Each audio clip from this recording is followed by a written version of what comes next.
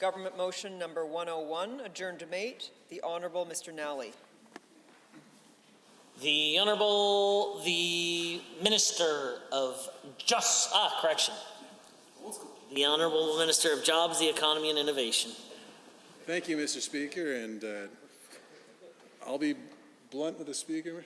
I'm just right here going to help get a little time until a few other members get into this chamber, Mr. Speaker. No, I would never want to do that. Never would want to do that, Mr. Speaker, but I'm going to do my best here to speak to this motion and as eloquently as I can here on the spot. When it comes to the equalization referendum and the vote of Albertans here with about 62% casting their vote, articulating their frustration with how Alberta is treated in this federation, and particularly with the focus being on equalization.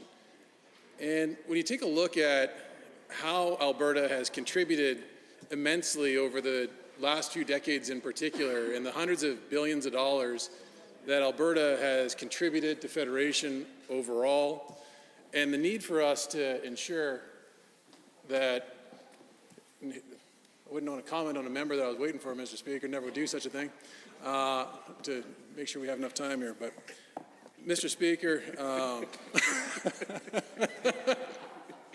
I also want to comment about the fact that when you take a look at Alberta's industries and what we have built in this amazing province, when you take a look at the energy industry, the innovation in our energy industry, the fact that right now in our province we're seeing cutting-edge petrochemical facilities, the first of their kind with Dow Chemicals, net zero, committing to many of the global ambitions towards net zero by 2050. A lot of that technology to solve these challenges around carbon, everything there is being developed right here in Alberta. But yet, we have a federal government that's in Europe right now, making global commitments without recognizing truly the commitment that Alberta is making to solve all of these challenges, not giving us the credit when it comes to offsetting coal-fired generation around the world that could be offset by clean-burning natural gas here from Alberta, making sure they're not working with us constructively as for what the future of Alberta's energy industry looks like. So when we see a federal government that does time after time after time, tries to stymie the prosperity of Albertans and communities across this province, it's no wonder that they have frustration, Mr. Speaker. There's no wonder that Albertans are frustrated with how this federal government has treated them. It's no wonder that they want to make sure that their interests are truly dealt with at the federal level. And there's lots of academics that have nitpicked on what's the intention of this wording or that wording, what's the legal implications of this or that.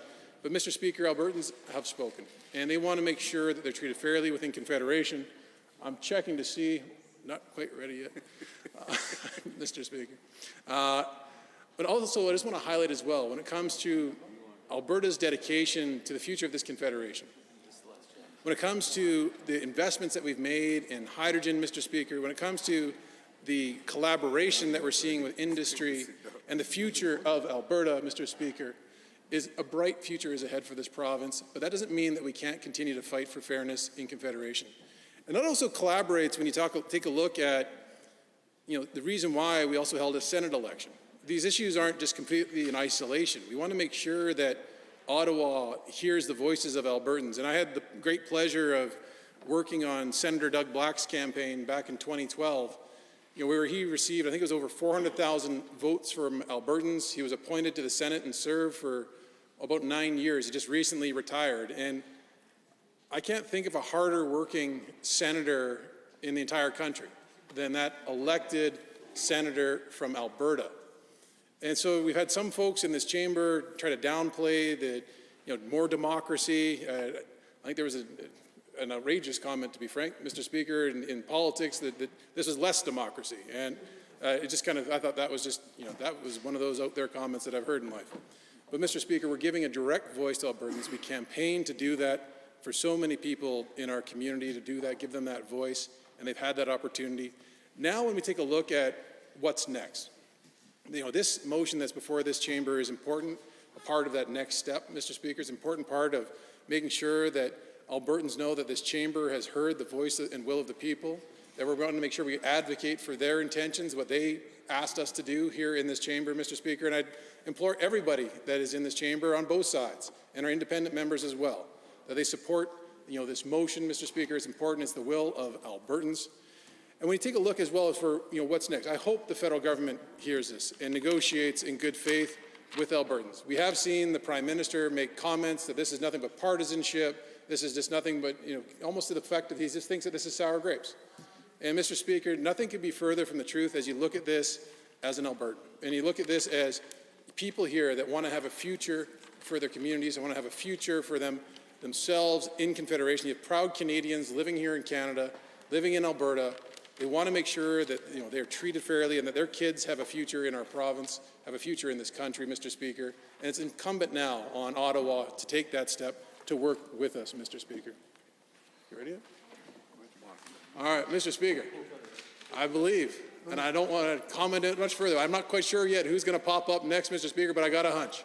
I got a hunch as to who's going to pop up next, Mr. Speaker. Oh, good, he's going to pop up next.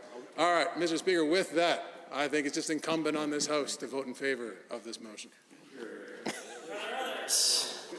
The Honourable Member for Drayton Valley Devon, followed by the Honourable Member for Cypress Medicine Hat. Thank you, Mr. Speaker, and I thank the previous member for ragging the puck as well as he did there.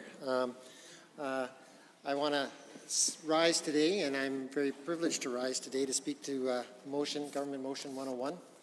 And Mr. Speaker,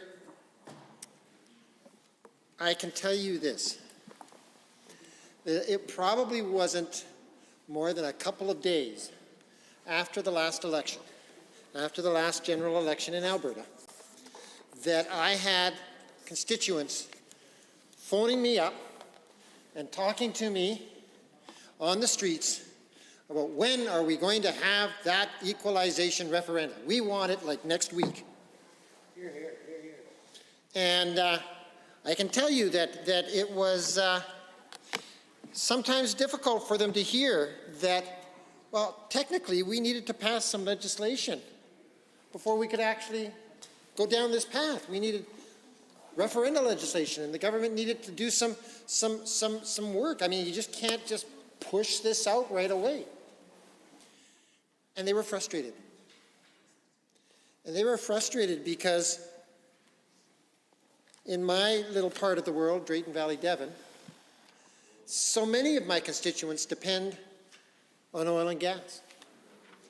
And so many of my constituents depend on a federal government actually understanding how they make a living and actually understanding the benefit of the jobs that they perform. That they need a federal government that understands and a nation that understands how important the energy industry is to this nation. And yet we were going through, and have been going through, a very hard recession. Some even equaled it and likened it to the Great Depression. And for them, they couldn't understand. And I agree with them. I didn't understand. How is it that we could be sending billions of dollars every year through something called equalization to parts of this country that have been receiving equalization payments for decades, while Albertans, their companies, their businesses, their livelihoods were falling by the wayside, seemingly without anybody in the rest of Canada caring. And they saw the equalization as one of our platform campaign promises, that we would hold a referendum on equalization, that we would start the process of trying to have the conversation in this country of ours about equalization. And they were wondering why we couldn't do it much more quickly. There were several members in this legislature that were part of our Fair Deal panel that traveled across the province and allowed the members of this great province, the citizens of this great province, to have their say about what they would like to see happen if we were looking for a fair deal for Alberta. And one of those recommendations coming out of that panel was indeed a referendum on equalization.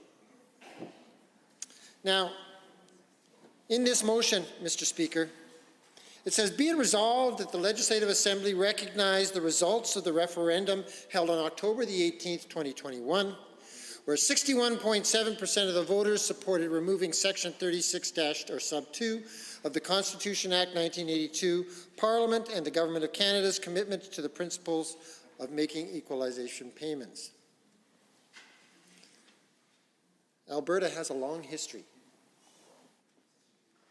of enacting legislation that promotes grassroots democracy.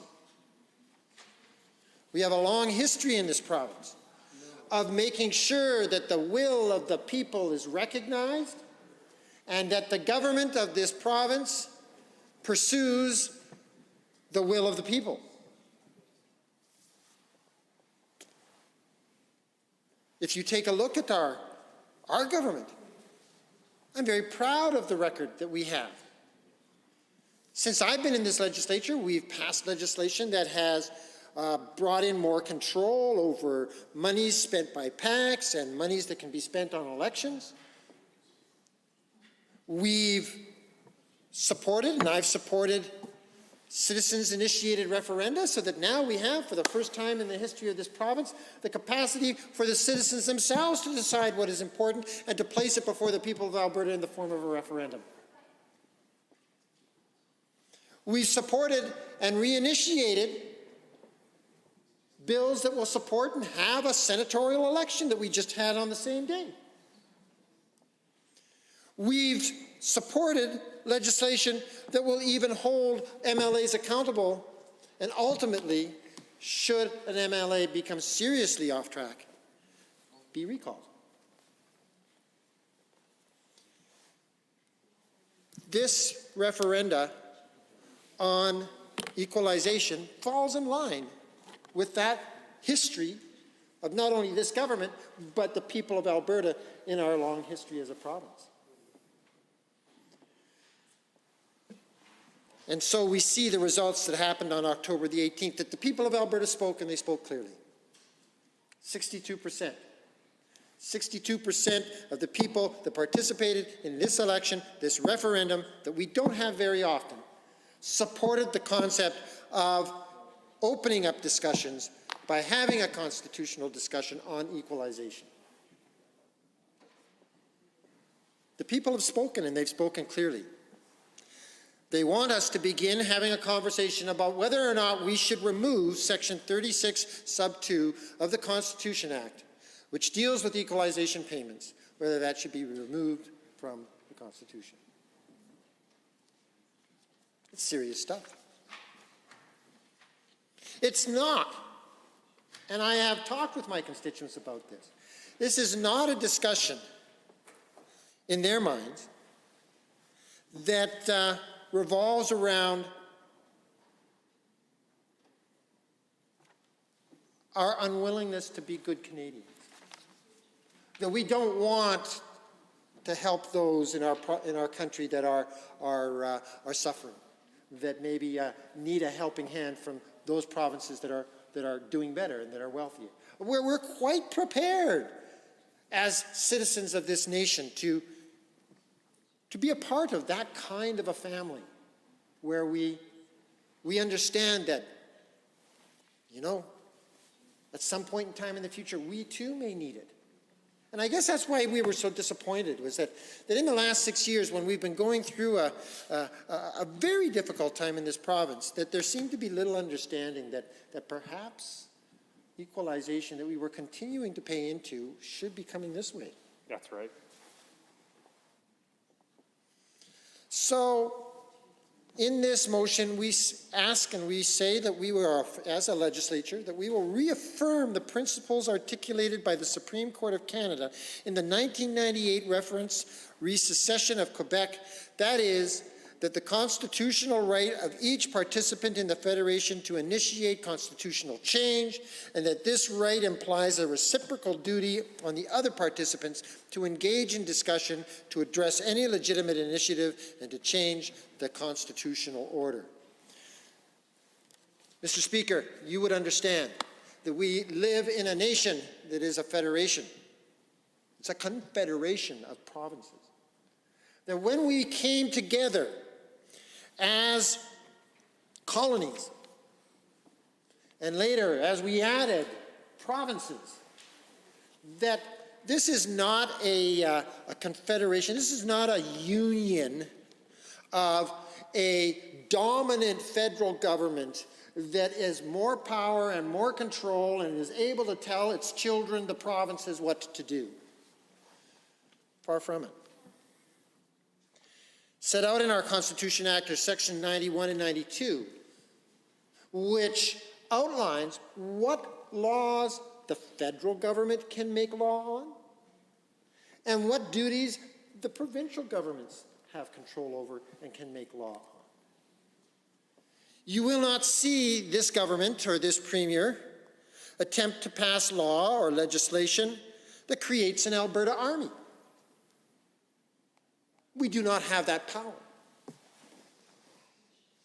Neither should we see the federal government intervene in jurisdictions that are purely provincial. We do not see the federal government as our father or our mother that has control over the decisions that we make in this province. We have our own powers.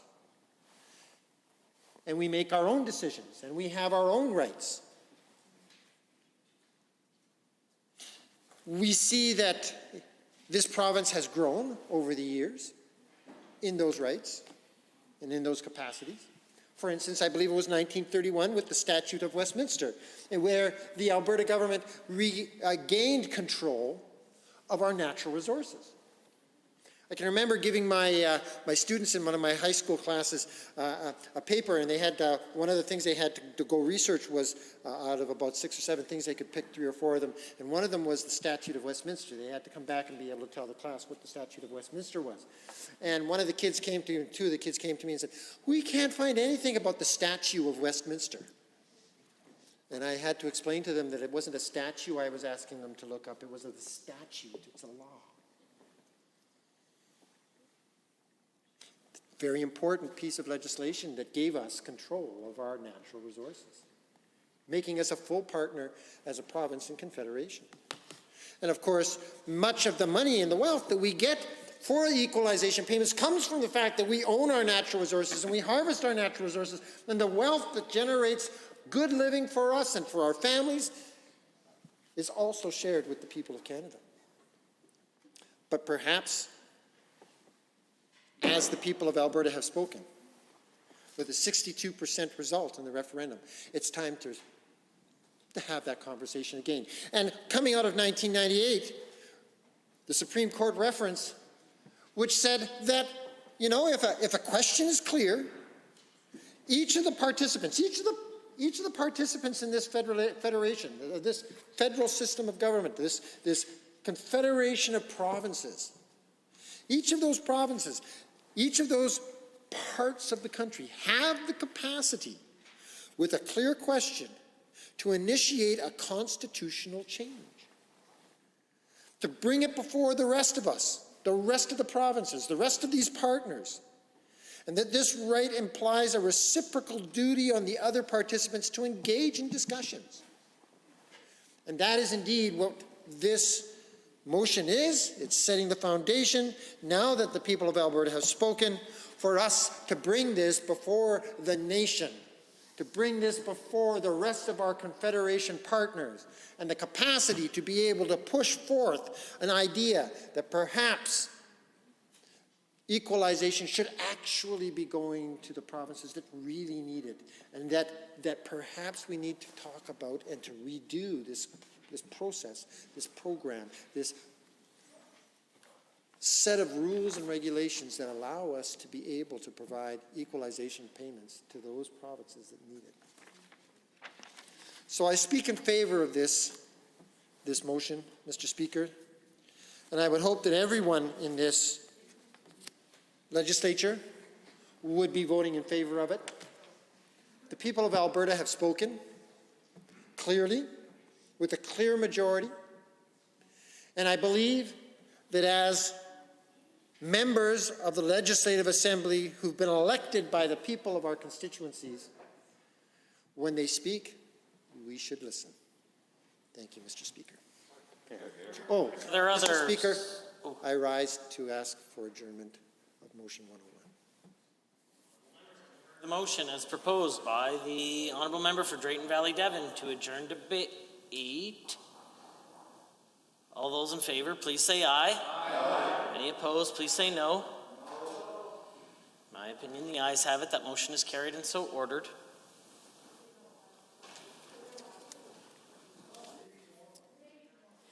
Under Government Bills and Orders for second reading, Bill 73, Infrastructure Accountability Act, adjourn debate. Ms. Goring.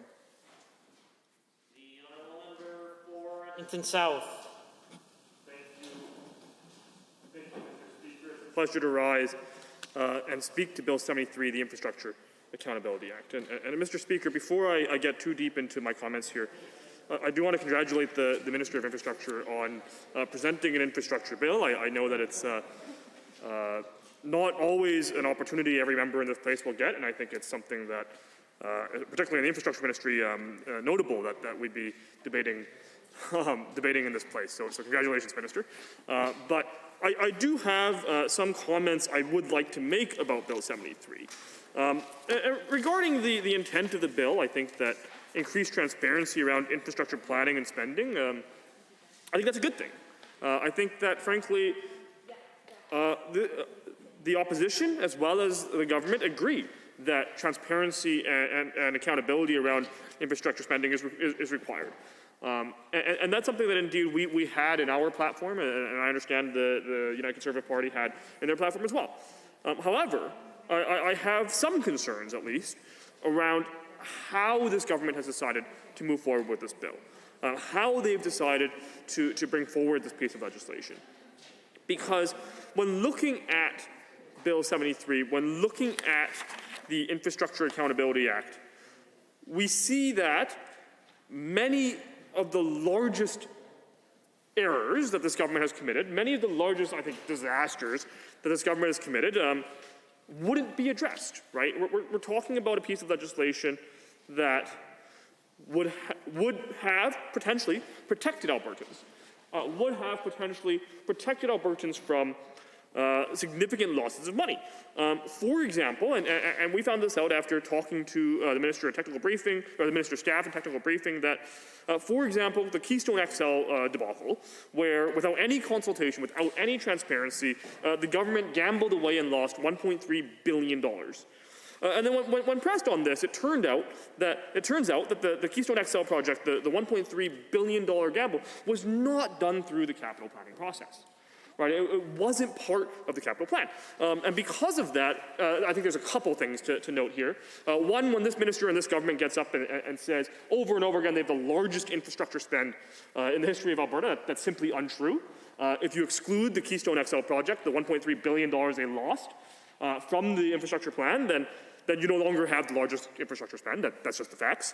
And on top of that, it shows that this legislation, which reads very much like a job description for the minister, which codifies many of the practices that are already in place, would not have protected Albertans from that massive disaster of a so-called investment.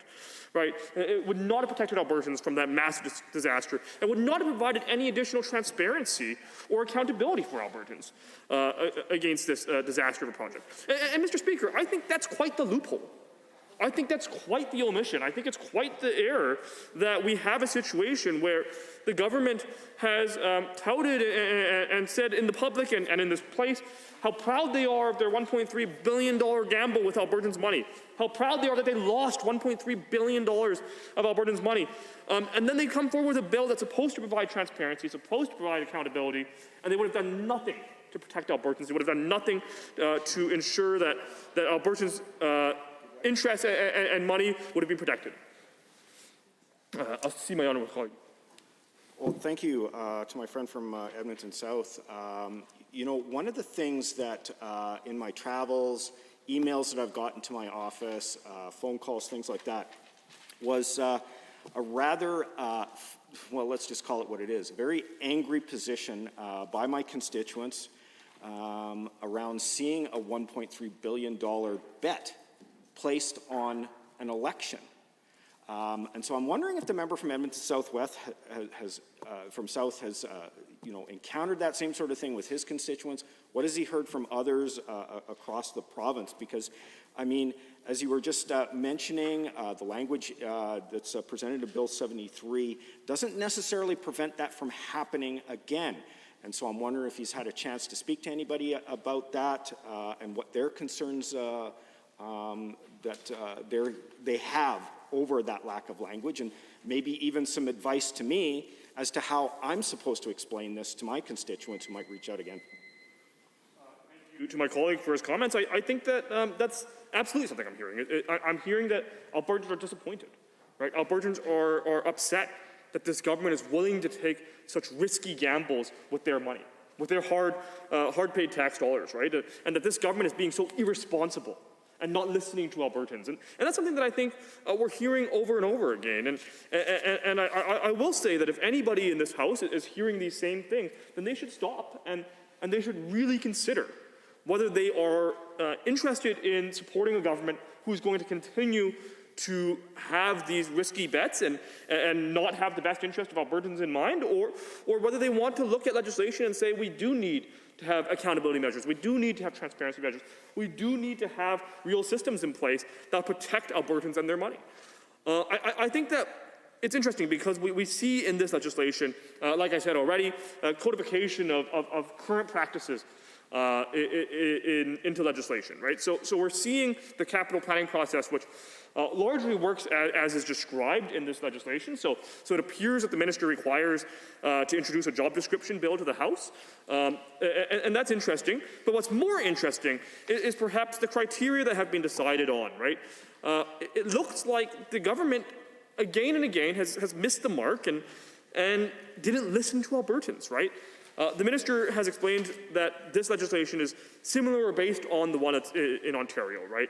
And the government claims they consulted. In fact, they claimed they did a large consultation throughout the summer of 2020.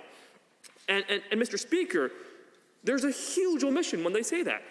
For one thing, I've spoken with many of the large stakeholders in this field, the municipalities and the municipality groups, and indeed the minister actually didn't even reach out to them to ask for their feedback. They found the submission form on the Government of Alberta website, so they submitted their feedback because they were concerned that there would be impacts in their capital planning, but the ministry didn't even call them to say, what do you think of the bill we're going to be bringing forward? And I think that's something that's pretty alarming. It's something that we've seen time and time again from this government, that they're not listening, they're not doing the legwork, they're not going out there and hearing from Albertans. But of course, we know that actually those stakeholders submitted their submissions anyways. But then the government produces a what we heard document, right? The government produced a document that describes what did they hear in consultation. And I'm going to quote from the government's what we heard document and quote, the criteria used to evaluate capital projects should be defined, consistent, and in alignment with regional and municipal planning, end quote. Now, Mr. Speaker, that's not a surprise. Municipalities obviously have an interest in capital planning. It's one of the largest investments government makes in our communities. We also know that in Ontario, the legislation the minister claims this was based on, they also have municipal capital plan alignment as one of the criteria that is so important for the legislation. Now we look at this bill. The government not only rejected the advice of Albertans, they rejected the advice of the bill that they based theirs on. There's no cooperation with municipalities at all in this legislation. And that's kind of interesting, right? It's kind of interesting because for a government that says they're grassroots, for a government that says they're about supporting communities, we see instead policies that time and time again say it's this government's way or the highway, it's this premier's way or the highway, right? They don't listen to anybody, right? And it's no wonder, Mr. Speaker, that this government is so untrusted, right? This is one of the least trusted governments, it's the least trusted government in the entire country, right? And it's no wonder that the feedback that we heard from, that this government heard from Albertans just isn't reflected in this legislation. I think my colleague has a comment here. Thank you. I appreciate that chance just to jump in there, because I know when we're looking at, cooperating around infrastructure between the province and between municipalities, we've already seen some damage that's been done between the government of Alberta and its municipalities, coming right out and throwing out the big city charters, significantly cutting funding to municipalities. I mean, it's gotten down to the point where they're making decisions about cutting bus routes within municipalities, specifically, as I've mentioned before, in Decorah, right up the middle of one of the main streets on 82nd Street. And so I'm wondering if he's had a chance to connect with some of the new city councillors that we have here in Edmonton. What's their feedback, and what are they hoping that the government is going to, take a look at in terms of trying to work with them and their infrastructure projects? Thank you to my colleague. Absolutely, I think the stakeholders I've talked to, the city councillors I've talked to, which include representatives from all over the province, have told me that they don't trust this government, that they don't trust this legislation, and they're very alarmed that this legislation doesn't include coordination with municipalities, right? And that's really important, because when we look at this government's attack on municipalities, right, repeatedly downloading significant costs to these municipalities, repeatedly taking attacks on these municipalities, we see that time and time again, they aren't actually looking to work collaboratively with the other levels of government. They're not actually looking to work coordinatively, in a coordinated manner with the other levels of government. And that's really concerning, because it doesn't even just have to be city councillors, right? It's really concerning because we're even looking at things like school boards and school boards who have huge stakes in capital planning as well, right? Another municipal stakeholder who has to have huge input into the government capital planning process, because we know that, especially in the big cities, but certainly in the rural areas as well, we need to build more and more schools, right? In the rural areas, we have to repair many schools, we have to build new ones, we have to build high schools. In Edmonton and Calgary, we know high school space is dire in some cases. In the public and separate school boards. And Mr. Speaker, when we look at the situation, and say, what is going on in the province, right? What is going on in terms of making the decisions on how this is going to work? Well, the government comes up and says, out of the 6 things we think are important, out of the 6 things that are important in the capital planning process, coordinating with these key stakeholders who are responsible for some of the largest projects, responsible for administering some of the largest projects in the entire province, isn't important for them. And that's what I see in this bill, right? That's what I see. It's completely omitted these stakeholders from the legislation, from the prioritization process. And Mr. Speaker, the minister may say that, well, that's something that he'll certainly take into consideration, but that's the problem with this type of legislation. That's the problem here, is that he's codified, he's legislated the 6 criteria. And by omitting municipalities and municipal stakeholders from those criteria, now he's not even allowed to consider that, right? That's how legislation works. It tells Albertans these are the requirements, right? And that's something I'm quite concerned about. I'm concerned that it's an example of time and time again this government not wanting to listen to Albertans, this government not wanting to do the work. And we know, Mr. Speaker, that this is going to be about a 20-year capital plan, right? Now, one of the other big pieces in this legislation is a 20-year strategic capital plan. Now, of course, the 20-year strategic capital plan isn't going to include projects, isn't going to include specific projects, but to have this 20-year plan and not even think about talking to the municipal stakeholders about it, to have this 20-year plan and not require coordination with municipal stakeholders in it is going to be quite shocking, I think, for Albertans. Right? Because, again, these are the people who touch Albertans most day to day. Right? We're talking about municipalities that need funding for rec centers. We're talking about municipalities that need funding for roads, bridges. We're talking about municipalities that need funding for interchanges. All of these things are in many cases, administered by municipalities and submitted by municipalities to the capital planning process.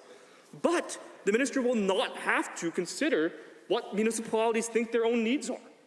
Right? So for a government that says that they're all about the grassroots, for a government that says they're all about local engagement, that says they're about representing Albertans, it's a glaring omission, I think, and I suggest and I hope that the government will consider amending that. I hope the government will consider making a change here, a substantive change here, because it is important that we have that type of criteria. And that's what's really problematic with this legislation, that we've laid out these criteria, we've put them into legislation, and now they're unchangeable, right? If we pass this, we're talking about making 20-year capital plans. We're talking about making plans that are going to last 4 legislatures into the future, right? 4 or 5 legislatures into the future.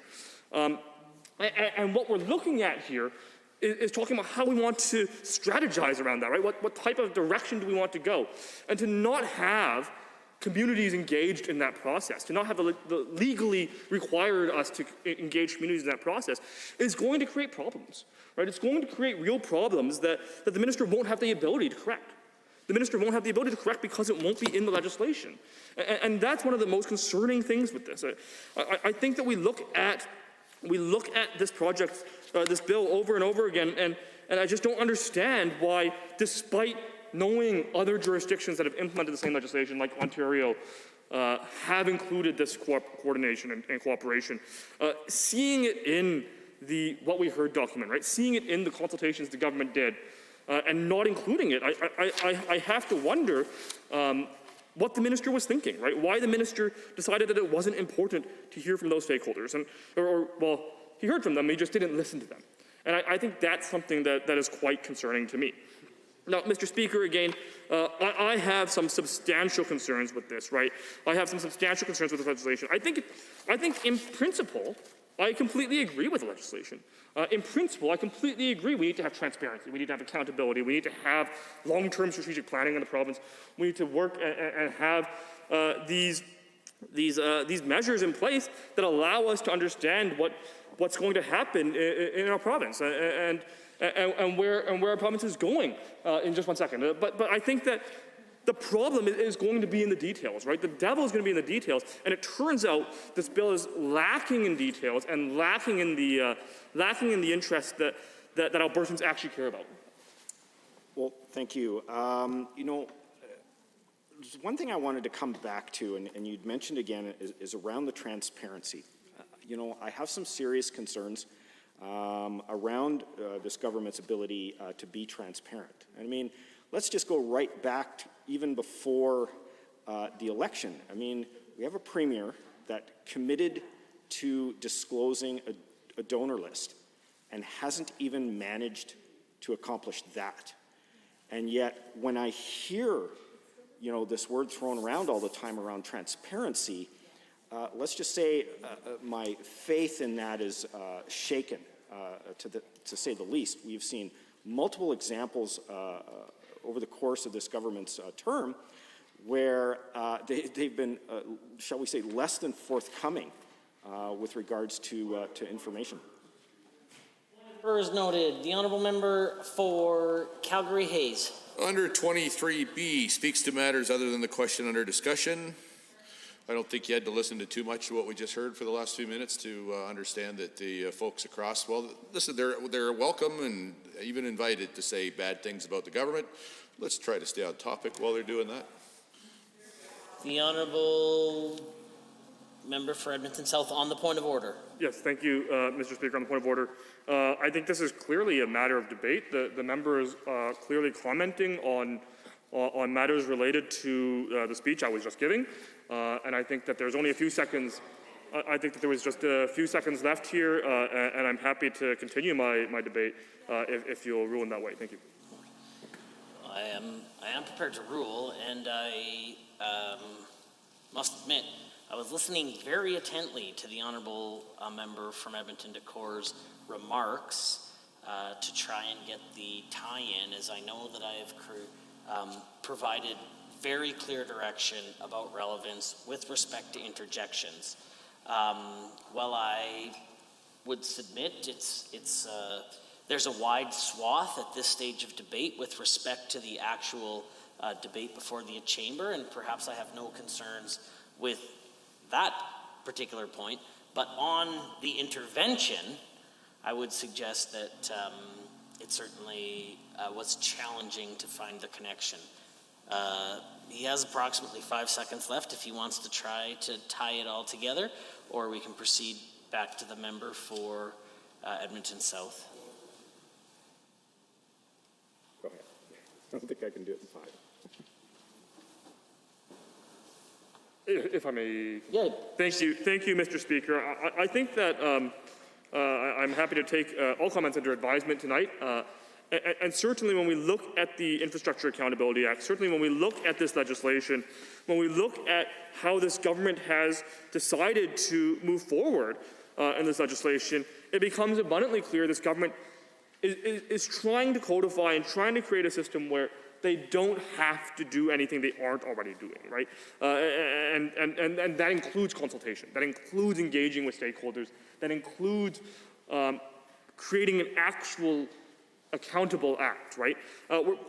Act that encourages accountability, right? It becomes very clear to me, Mr. Speaker, that when we're looking at this piece of legislation, it's a job description. It describes and codifies systems that are already in place. A Deputy Minister's Council that will suggest capital projects. That of course that already exists, Mr. Speaker. Those are things that governments should be doing and are doing every single day. And every government, for as long as modern memory, has had these systems in place, right? And the capital planning process has had these criteria in place for a very long time. The problem, of course, here, Mr. Speaker, is that by writing this down, by putting it into the bill, by making it legislation, we're in this situation now where it becomes clear that significant omissions and oversights were made in the drafting. It becomes clear that the government did not sufficiently engage with the stakeholders. It becomes clear the government did not sufficiently listen to the stakeholders. It becomes clear that this legislation was not complete when they presented it to this place, right? It was not sufficient when they presented it to the House. It becomes clear that there are critical projects that will not even be included in this legislation. So Albertans who are looking for transparency, Albertans who are looking for accountability, Albertans who are looking for answers onto why this government gambled $1.3 billion away won't get any of that. Right? They won't have any of those answers. They won't have any of the solutions. And it becomes clear to me, Mr. Speaker, that this bill is nothing but a job description. And instead of actually having brought forward something that would have worked to create a system that could have a strong 20-year capital plan, a strong 20-year strategic plan. Instead, we're left with a bare bones bill that basically does nothing except exclude key criteria from the capital planning process, except exclude key issues from the capital planning project. And I'm very concerned about what that means for Albertans. I'm very concerned about what that means for municipalities. Thank you. Are there others? The honourable member for Edmonton Whitemud. Thank you, Mr. Speaker. It's a pleasure to rise today and speak to Bill 73, the Infrastructure Accountability Act. I have not yet had a chance to speak to this bill, and I'm pleased to do so. I want to begin by, echoing a lot of comments that my colleague, the member from Edmonton South, has raised. And if there's an opportunity, I will come back to some of the points he made around, for example, this government's decision to invest incredibly unwisely in the Keystone XL as a huge infrastructure project that has borne no results for Albertans. As well as the comments that he has made, and I know a number of my colleagues will make, around the lack of consideration for municipal planning and even school board planning with respect to the development of capital plans. But If I may, because I actually am struck by a comment that my colleague, the member from Edmonton South, began by actually congratulating the Minister of Infrastructure on the opportunity to bring forward legislation on infrastructure, because it's true, it had not really dawned on me until that moment that it is very uncommon to see many pieces of legislation brought forward around infrastructure. Mostly infrastructure is done by capital planning projects that are approved, and that's primarily where the work of the Ministry of Infrastructure is handled, is through policies and approving projects and spending, but not generally through legislation. So with that in mind, it lends itself to think that this is actually a remarkable opportunity, right? When we're talking about a pretty broad, objective-driven piece of legislation that is more of a guiding framework and around infrastructure planning in Alberta. And so if I may, Mr. Speaker, I'd like to take this opportunity, given that it is a bit rare to be talking about infrastructure legislation, to think outside the box and to kind of talk about an issue around infrastructure that I think is deeply important and something that's certainly been on my mind quite a bit in the last 2 years, and probably on the mind of a lot of people. And generally, and I think this bill reflects this, when we talk about infrastructure, we're generally thinking about, capital projects. We're talking about physical assets, the construction of things we can see and feel. We talk about roads and buildings, highways, those kinds of things are what we typically think about as infrastructure.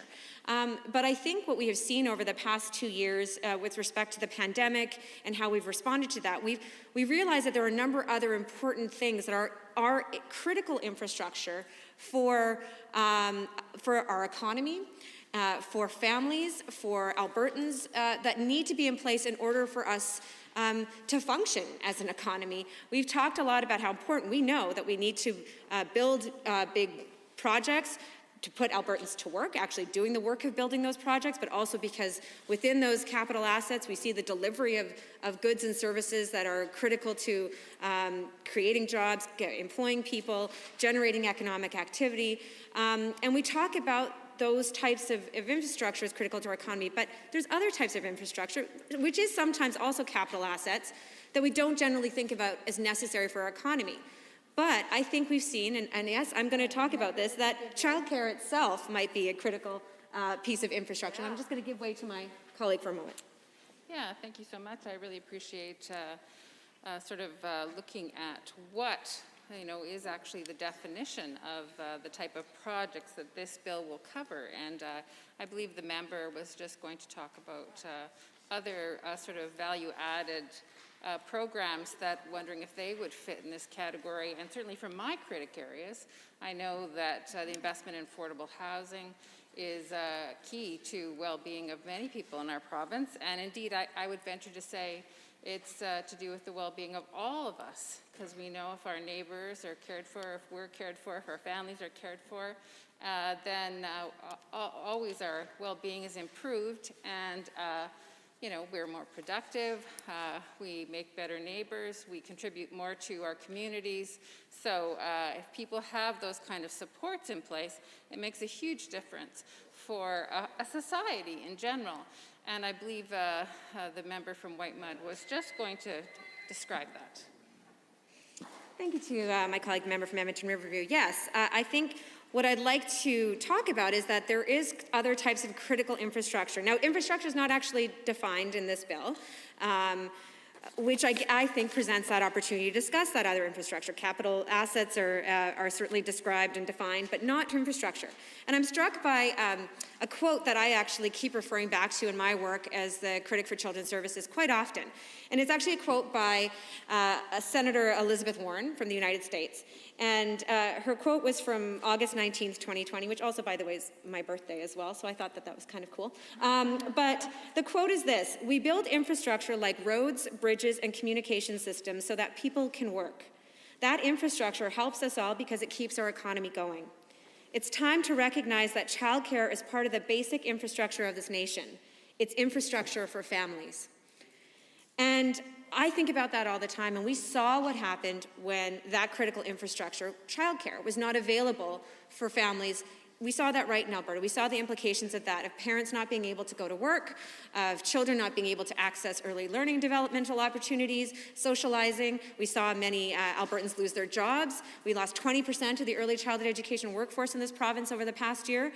It is critical infrastructure. Any parent of a young child will know that it is near impossible to go to work, to keep our economy moving without having access to affordable quality early learning and childcare. And particularly for those families where they either don't have the option of one parent staying home, or frankly, both parents would like to work, as is all individuals' rights to do. And I know for myself, I certainly was very proud of the work I'd done in my profession and education and wanted to get back to work. And we all benefit when as many Albertans as possible are participating in the workforce. And so when we talk about important infrastructure, I'd like to see some recognition of sort of thinking outside of the box a little bit. Let's talk about a plan, a 20-year strategic plan for all kinds of infrastructure. Now, that means investing in making sure that we are thinking of things like childcare as infrastructure, as critical to get people to work. And I would add on to that, there's also opportunity, of course, within this bill itself to actually think of the actual capital assets of childcare. Childcare is more than a physical structure. For many people, it is operated out of their own home. But of course, we do have childcare centers.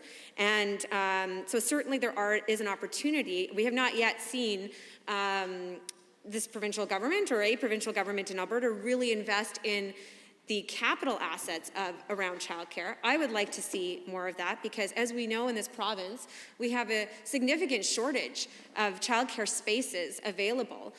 We only have enough licensed spaces in this province for 1 in 7 Alberta children. And so spaces, actual concrete spaces, are part of the need that we need to fulfill. That should actually be part of, I believe, it's a public good. It should be delivered publicly through public funding, is actually supporting the development and creation of more childcare spaces. So I'd certainly like to think about that. I know that has not typically been part of a capital planning process for a government, but again, I'm inviting all members of this House to think a little bit outside the box and to think about actually investing in the creation of childcare spaces and the building of childcare spaces. One obvious way to do that, of course, Mr. Speaker, is to even, when we're talking about school building projects, is to actually create childcare spaces right in those schools. I had the honor of working within Alberta Education many years ago, and this was a conversation that was happening. This is under former PC governments. It would have been back in 2008 probably, so 13 years ago. I'm sure that conversation is still going on today. But back then, yeah, certainly, I'll give way. Yeah, thank you very much. And I just, I'm looking here at the 6 criteria that the Act does identify for prioritization of infrastructure projects, and it talks about improved delivery of programs, return on investment, creates positive economic impacts, enhances resiliency of community.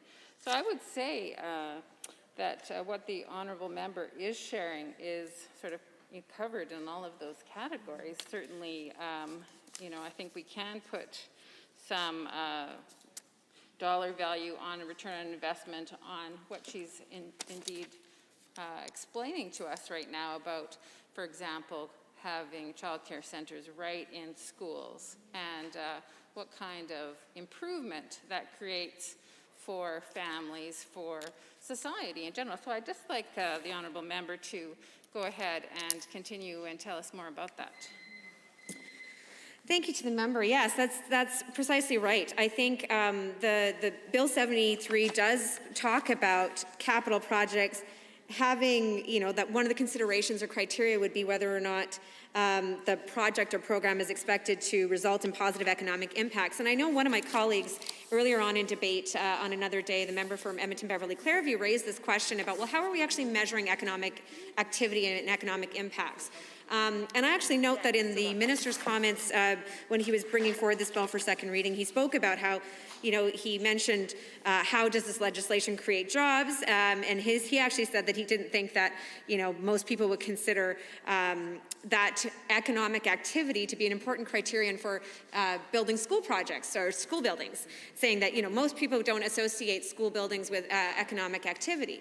And I'd like to challenge that a little bit by saying, again, if we're talking about, what are we talking about when we say economic activity? Because there's certainly, of course, the people who work in school buildings. We certainly know that if we're talking about the investment in childcare spaces, having those childcare spaces, not just early learning, but also out of school care, that's a huge challenge where a number of children who are in school don't then easily have access to out of school care, which means a number of parents often cut their workday short, most often moms. It happens to me often where I have to be there for school pickup. And it limits economic activity that way. But we also know firsthand that when parents have safe schools and childcare for their kids to go to, they can participate more fully in the workforce.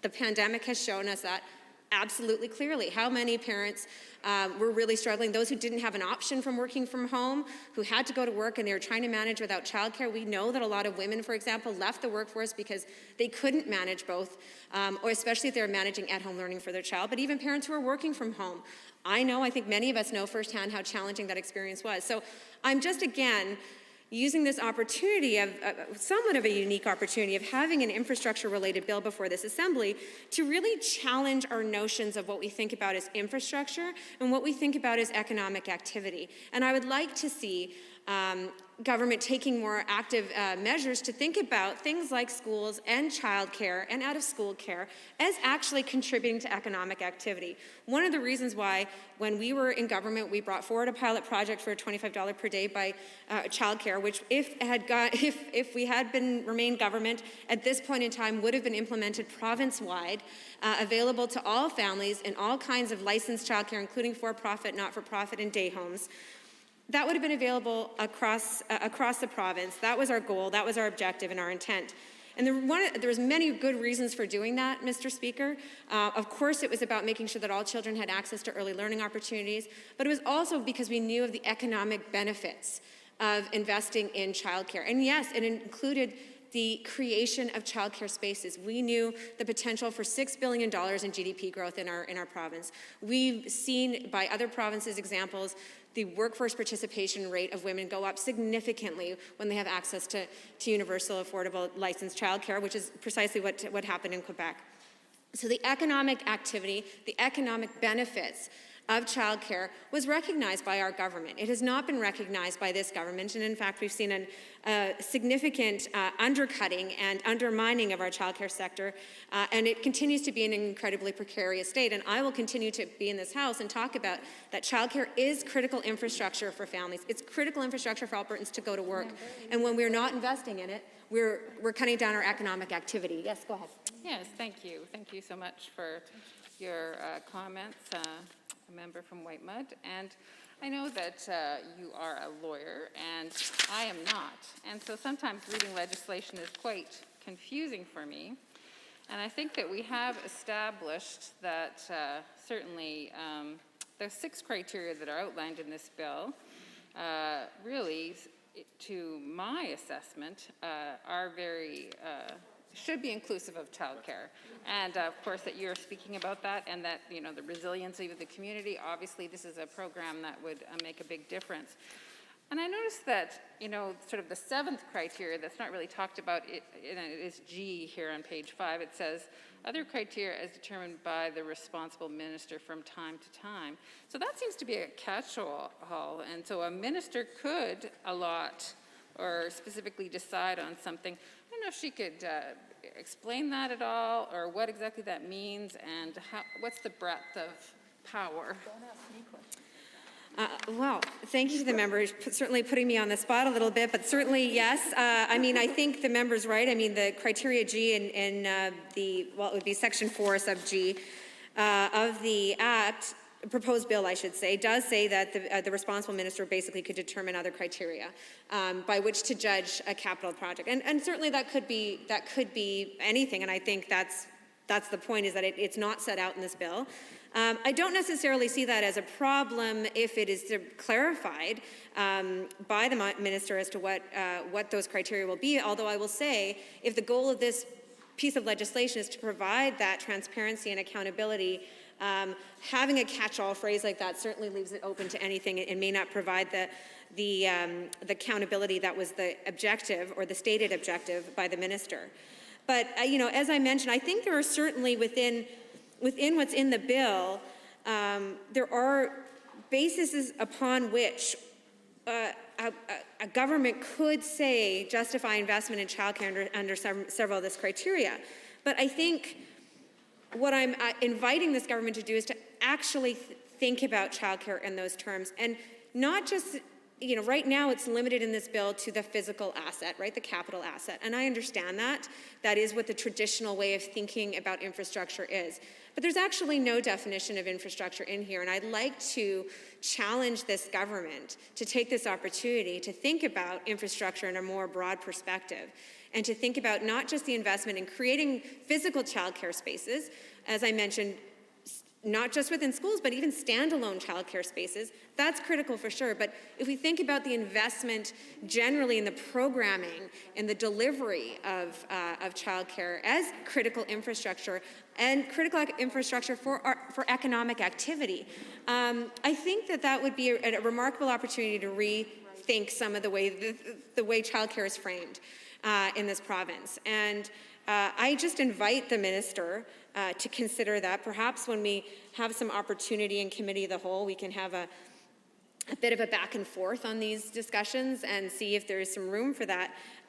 It just really strikes me as a very traditional approach to what infrastructure is, and I think we've learned a lot in the last little while about that. You know what? I will give way to the minister.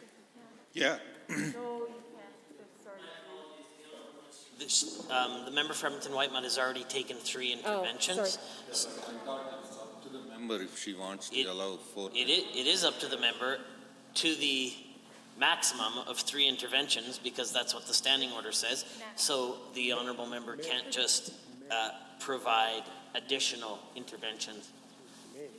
Apologies to the minister, and perhaps he'd like to make his comments when I've done mine. But again, this is not meant to be, this is meant to be an open invitation for just a constructive conversation around how we think about infrastructure.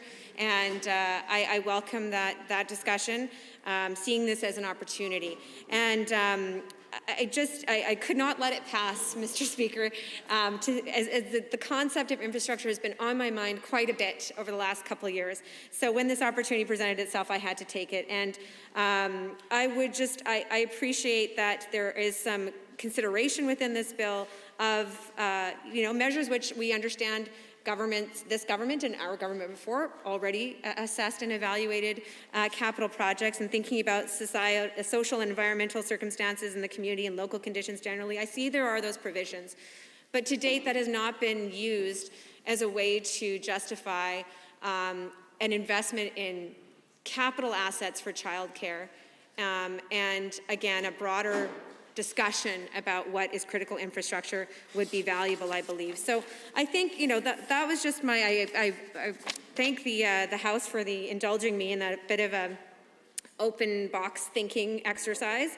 But I do think, I think there are some questions that the minister raised himself even when he introduced the bill about what's the purpose behind this bill when it sort of codifies what has already been the practice for some time.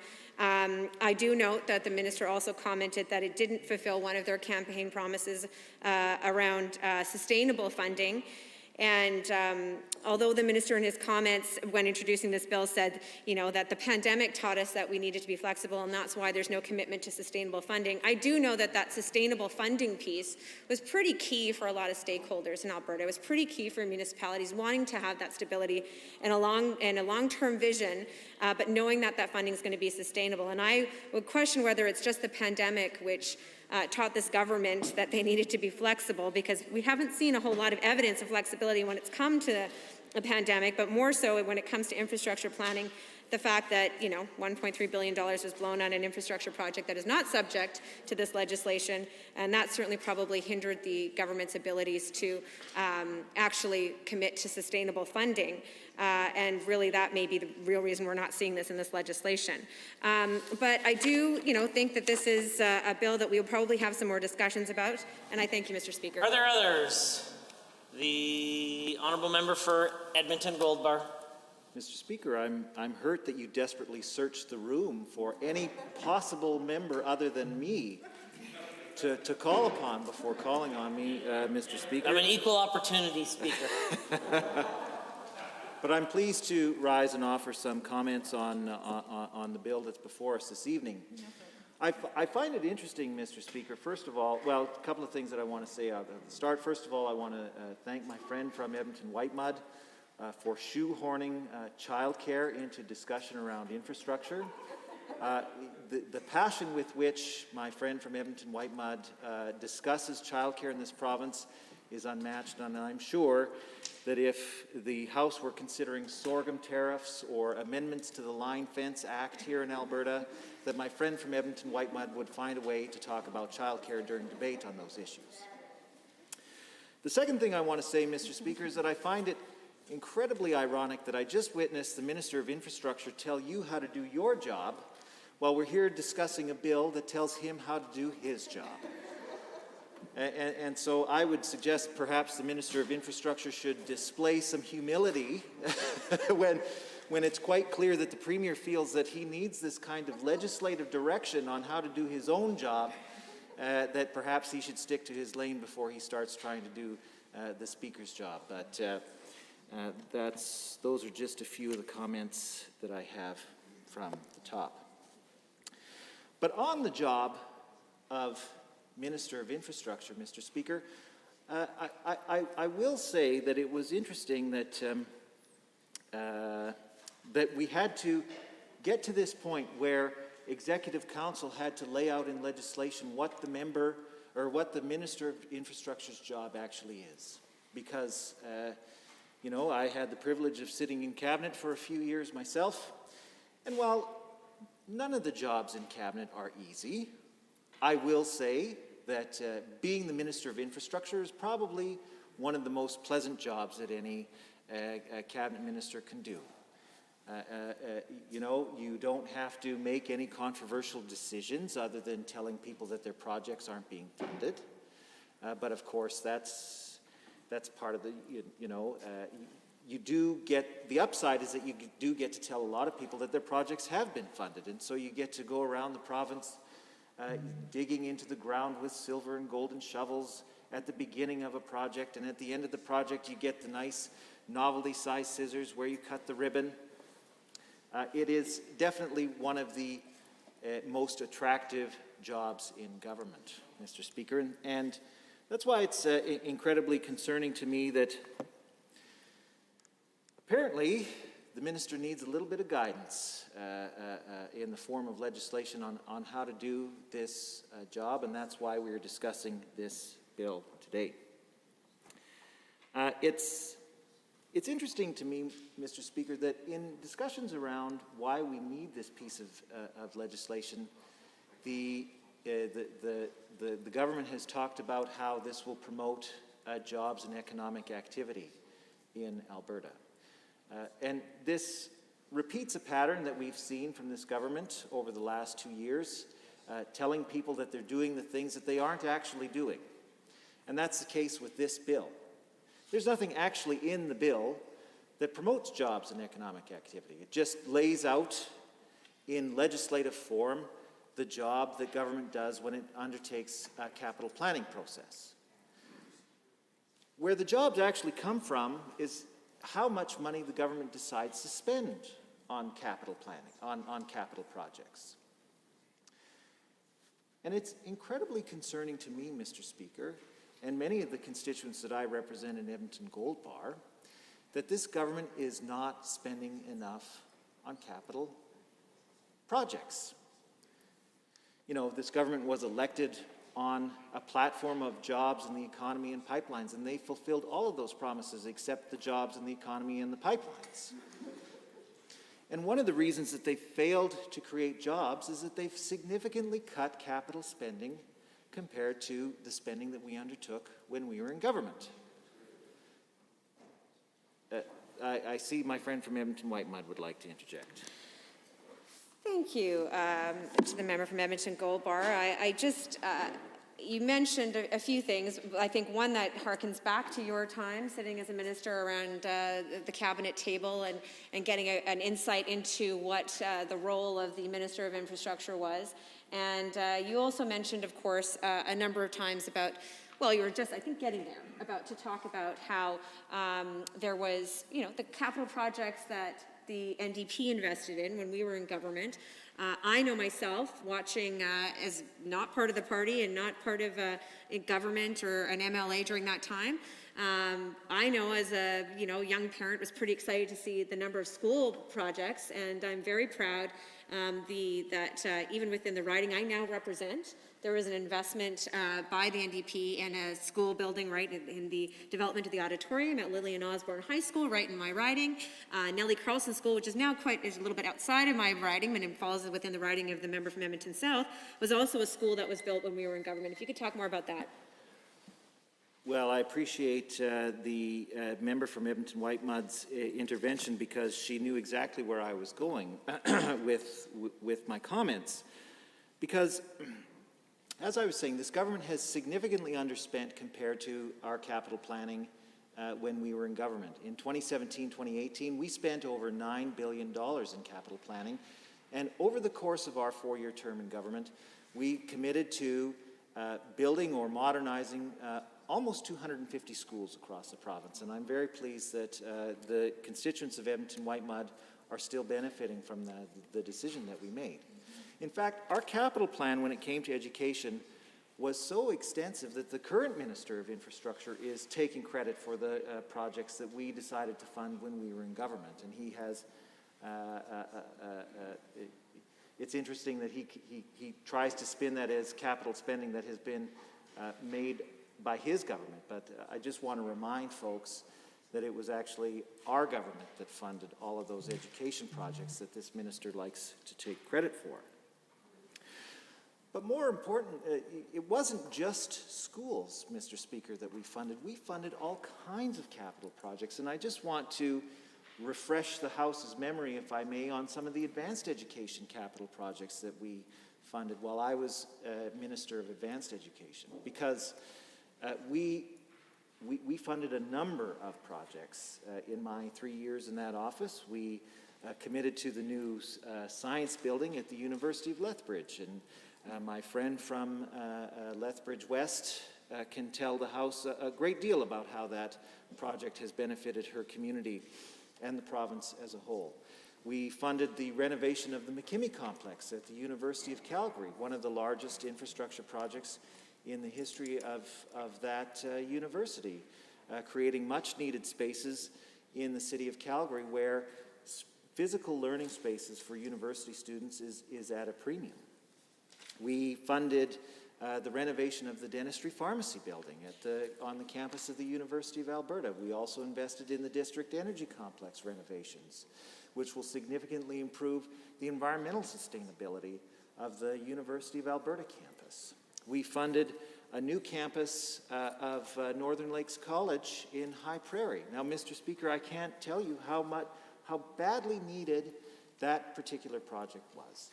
I was happy to go and participate in the groundbreaking ceremony when that project was kicked off. And it took place on the site of the old building, and it was an old forestry building, Mr. Speaker. That was actually on platforms. So it was a temporary building that unintentionally became permanent because nobody decided to invest the necessary money to make this building permanent. And so underneath the skirting of the building, all kinds of animals would go in, and sometimes they wouldn't come out, Mr. Speaker.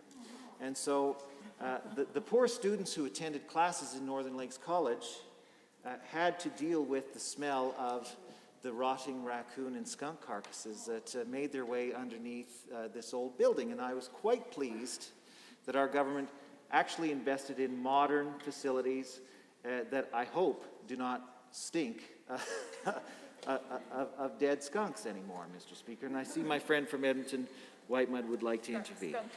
It's just really hard to resist the opportunity when the member from Edmonton Gold Bar is talking about stinking animal carcasses to not step in for the sake of decency perhaps and try to steer the conversation in a different direction for fear that he leads us astray as he sometimes does. So I would like to, on the note of that the member from Edmonton Gold Bar was commenting on a number of infrastructure projects while he was Minister of Advanced Education that were clearly brought forward and approved.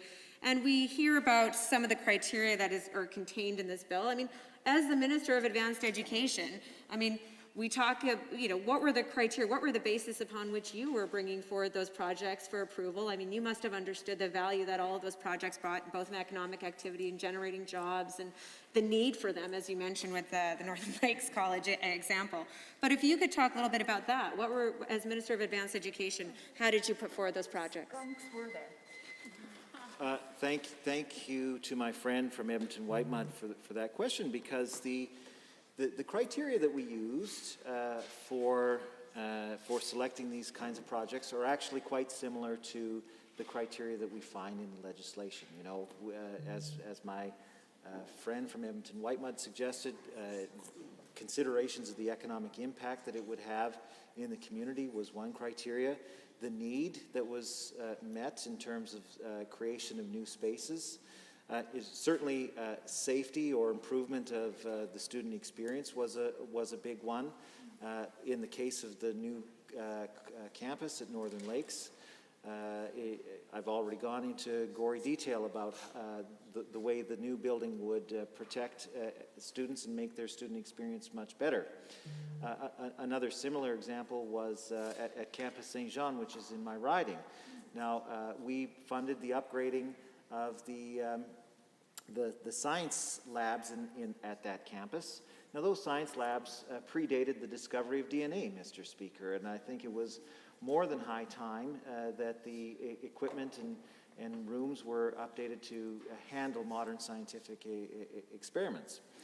So those were certainly some of the criteria by which we selected these projects. Now, there was no shortage of projects to select from, Mr. Speaker. And the problem isn't criteria, right? The problem is that the government needs to have the will to spend the money on capital projects, and this is what this government has not had, right? We've had the worst economic recession in the entire history of our province, with the possible exception of the Great Depression, Mr. Speaker, and this government continues to spend less than we did when we were in government and setting out our capital plans. And so I can't help but wonder how many people would be employed if the government would have actually spent the $9 billion a year that we put towards a capital plan in 2017, 2018. And certainly the advanced education capital plan is pretty meager by comparison to when I was minister, Mr. Speaker. You can look there. Most of the projects were the continuation of ones that I had the pleasure of announcing when I was the minister, and the current Minister of Advanced Education has done next to nothing when it comes to investing in infrastructure projects in the advanced education system. And I think our university and college students will be paying the price for that for many years to come. Now, the third thing that the government likes to talk about when it's discussing this legislation is accountability. And I want to just share a little bit of a story about the lesson in accountability that I got yesterday when I had the opportunity to question education officials about their capital spending, Mr. Speaker. Because in the first pages of the report, you know, those are the good pages where the government likes to talk about the good things that it's done. It talked about $244 million that it spent on capital maintenance and renewal in the education system. And it said that this money was dedicated to supporting safe learning spaces for students who are going to school during COVID. Well, Mr. Speaker, it was just natural. You know, as a curious member of the Public Accounts Committee, I just wondered what kind of capital projects were they that they were funding with this $244 million that was allegedly designed to keep students safe from COVID. Well, they were forthright about $44 million that they spent on HVAC upgrades.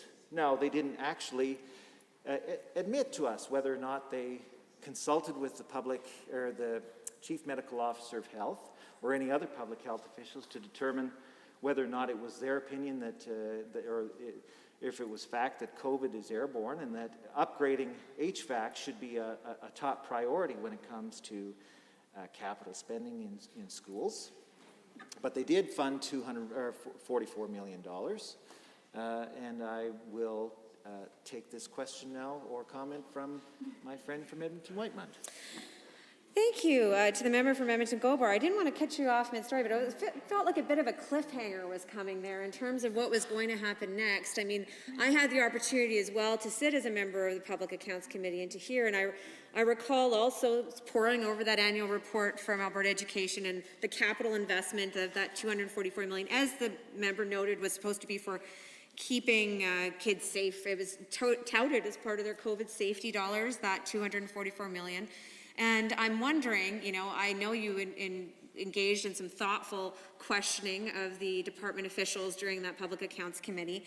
If you could, you know, I'm sure there was some takeaways that you had, much probably the same that I had, but when you question them as to how those capital dollars were being spent, and how they were contributing to COVID safety, because of course that was how they were being glorified, I guess, in the annual report. What was the outcome of that discussion?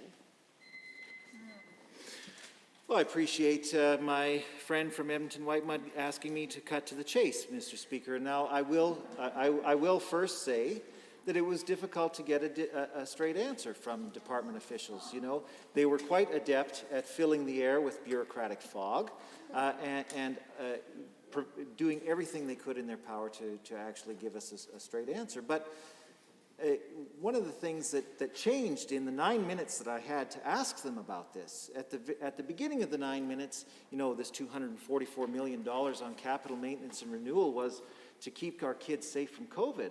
But after I continued to ask them what exactly the projects were that they invested in that kept kids safe from COVID, after they finally gave up their song and dance, they then tried to change their tune and say, no, this $244 million was actually intended to increase the number of jobs in the province.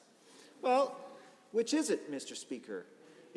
Was that money supposed to go towards keeping our kids safe in schools? Or was it supposed to create jobs? Or maybe it was meant to do both. Part of the problem is, Mr. Speaker, is that there were no clear criteria set out at the outset for that $244 million in spending. And my concern is that there's nothing in this legislation that would actually prevent a repeat of what we saw at Public Accounts yesterday morning. Under the criteria that are set, they are vague and open enough to interpretation.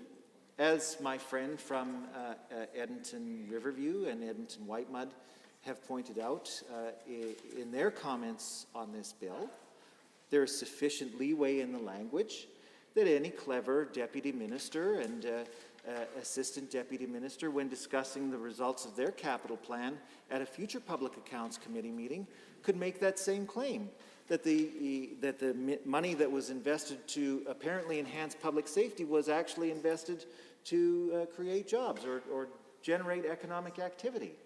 And they can go back and forth in those claims in the 9 minutes that they have under questioning from plucky opposition members such as myself and my friends from Edmonton Whitemud and St. Albert.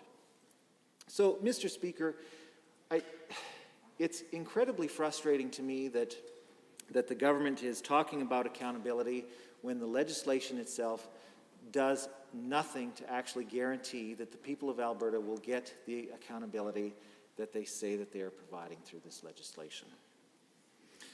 So I just want to close in the minute that I have left to recap. This is a bill that does nothing to actually create jobs or put Alberta's economy back on track. It's simply a job description for the Minister of Infrastructure. It also does nothing to enhance accountability as the government says they do. So incredibly disappointing. The people of Edmonton Gold Bar have been failed yet again by this government, and so I cannot support this legislation as it is written. Thank you. Are there others that wish to join in the debate? I see the Honourable Member for Edmonton Riverview. Thank you very much, Mr. Speaker. I'm happy to join the debate on Bill 73, Infrastructure Accountability Act. And of course, as my colleagues have discussed already, this bill actually identifies 6 criteria to assist in deciding which capital projects go ahead and are prioritized. The minister said the bill would remove political bias from the decision-making process. So of course that is, laudable, Mr. Speaker. And certainly we know that since the UCP government has the least trustworthy premier, according to polling in provinces across Canada, I think that's probably a very important thing if indeed this legislation will fulfill on that. Certainly, sadly, this government hasn't shown very much accountability or transparency in many areas, not just this one. However, as was already discussed, is that these 6 criteria are, also have a 7th criteria that is quite discretionary. It's up to the minister to decide at times, I guess, when they feel it's in, I don't know whose best interests, hopefully the best interests of Albertans, that perhaps none of these criteria apply and that a project needs to be prioritized or go ahead because of the discretion of that particular minister. So, that doesn't create, a lot of faith that this indeed will create accountability and transparency, and that we can indeed have more trust in this UCP government. So the 6 criteria that are described, and I'll just briefly identify them: decrease the risks to health, safety, or security of Albertans, aligns with the strategic objectives of the government, create positive economic impacts, job creation and economic development, improves the delivery of the programs, return on investment is available, enhances the resiliency of the community, and other criteria determined by the minister, which of course is that 7th criteria. And of course, these all sound quite, I don't know, who could question any of this, right? It sounds fairly positive. But I suppose if we dig in a bit, we can see how this isn't maybe something that can be measured or something that has a lot of discretionary powers. And so decisions can still be open to political bias, unfortunately, despite the minister's words of assurance. Another thing I noticed that is on page 4, section 3 of the bill, it says, this is the roles of the responsible minister, and it goes, the responsible minister shall, and in subsection C it says, analyze and evaluate capital planning submissions other than capital maintenance and renewal submissions.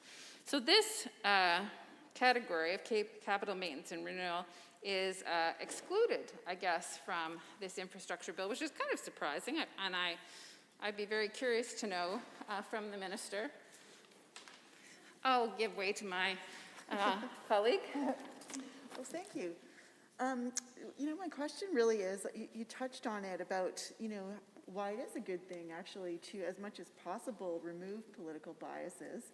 And I think, particularly interesting timing, given that we've just seen a piece of legislation around housing that I think we're particularly worried because there isn't much there, and we know that most of it will be made up during regulation, and so that in itself is, concerning. But I'm wondering if you can touch on that, why the removal, not just the appearance of the removal of political bias, but actually the removal of political bias is really important, particularly as it relates to something like housing infrastructure. Thank you. Yes, the honourable member from St. Albert, of course, is referring to Bill 78, which is the Affordable Housing Amendment Act. And yeah, I just had the opportunity to have a technical briefing yesterday regarding that legislation from the public servants and one political staffer also regarding that legislation. And it is quite, a thin document. It doesn't have a lot of detail in it, which I believe is what the member from St. Albert was referring to. Is, for example, it says the Minister of Seniors and Housing, the minister responsible, has the authority to define affordable housing. But it doesn't say what that definition is. And so, of course, when we asked about that in the technical briefing, they said, well, that's coming. That's not available to us yet.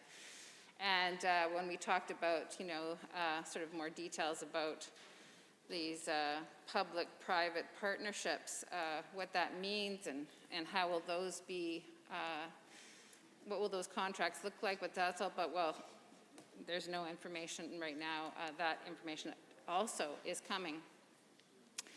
And of course, as my colleague has suggested, is that there is very little transparency in that legislation, and yet we're being asked in this House to, pass that legislation with so many details coming. And when I asked, will those be in regulations or how will that be? And I was told that it could be policy, some could be in regulation. So it's not even going to be sort of in any kind of legal form, some of it. And I believe, I think it was April 1st, 2022 would be before we even knew some of the details that we were asking about. So, it is kind of troubling for me because I feel like, I think the government is suggesting by this legislation that they value this. They believe we should be accountable. Yes, I'll give way to my honourable colleague. Thank you. I'm sorry to interrupt you, but one of the things that just made me think, because you are the critic of seniors in housing, and I know that that's something that concerns you, that that public buildings or other infrastructure, certainly housing infrastructure, be barrier-free as much as possible and certainly be accessible, at the very least, maybe perhaps living up to the goal of the new federal legislation around accessibility, which this particular government has done nothing to address. But anyway, going back to this, looking at the criteria for capital planning submissions, which is section 4, doesn't really talk about the need for accessibility, or that, it talks about a lot of things. The extent Honourable member, sorry, can you just face your microphone? Oh, yes, certainly. Sorry, Madam Speaker. So to the extent which the program is expected to result in positive economic impact, which is great, and all of the other criteria that is listed, but nowhere on there does it address the need for accessibility. And accessibility is far more than just a ramp. Yeah, well, thank you very much, the honourable member from St. Albert. And I think that you're pointing out something that's very significant, sort of the omissions of this bill. And again, these are significant, important parts of a just society, that we do have accessible accommodation, that everyone is included, and that we create that equity so that, we're not all on the same level playing field. And some people need more assistance to be with someone who's able-bodied. And we need to not make that an onerous burden on the individual. So having accessible accommodation, and certainly we see that not everywhere, sadly, but we see that in our sidewalks, for example, that we have sort of a sloped ramp and things like that, so that people cannot not have access or not be able to move around in their communities. So, yeah, it is silent on those issues. And another issue that this legislation is silent on is just, we know that, when you are, of course, we're provincial jurisdiction, we are representatives of the legislature of Alberta, but we know that there's other levels of government we work with. We work with the federal government, and we work with municipal governments all across this province. And it's so important that there is connection with those. And that's it. Another thing is there's no consideration offered in this legislation for, federal government, that we have to work with our federal partners. And certainly, we receive funds on programs from the federal government. And we negotiate those terms. And certainly when I was Minister of Seniors and Housing, we did a significant agreement regarding affordable housing, where we created much more autonomy and, not autonomy, that's not the word, much more ability to make decisions here in Alberta about the affordable housing the federal government used to be responsible for and used to sort of guard decision-making on. But we were able to shift that and have an agreement where, we as the local province obviously could know better what we needed. Yes, go ahead, member. Thank you. So, you were just talking about the fact that we absolutely do work with different levels of government. I think we all do. We understand we work with municipal governments, federal. But one of the things that this particular legislation doesn't do very well is to ensure, so it's not, squarely in the legislation, so there is no question about it, it doesn't ensure alignment with regional municipal planning to ensure coordination. So I think that we have seen, this government talks a big game about working with other levels of government, but they don't do a really great job. They seem to be in conflict very often with organizations that represent municipalities. They don't seem to take their advice, and it seems like that holds true for this piece of legislation. So I'm wondering if my colleague can just touch on that, why it is important, and what is missing in this legislation is just some concrete ties that any future development of plans will involve other areas or other levels of government and their strategic capital plans. Thank you. Yeah, thank you very much for the question regarding other levels of government and working together. And again, I'll just reiterate that this legislation seems to not take that into consideration at all. Certainly none of the criteria that they identify suggests that the minister should be looking at that. But we know that, sadly, the UCP government has decided that sometimes they don't want to play nice with the federal government. And one area where that was really a hard hit for us here in Alberta is with the rent supplement program for affordable housing. Albertans waited, it was like over 2 years delayed. Province after province after province had signed agreements, and Alberta languished. And guess what? This is all during COVID, when that money in Albertans' pockets would have made such a huge difference. And of course, it is the rent supplement program. So that would mean landlords, people, private citizens would have benefited too, because they would be able to rent out their accommodation because there would be more people who had that kind of support.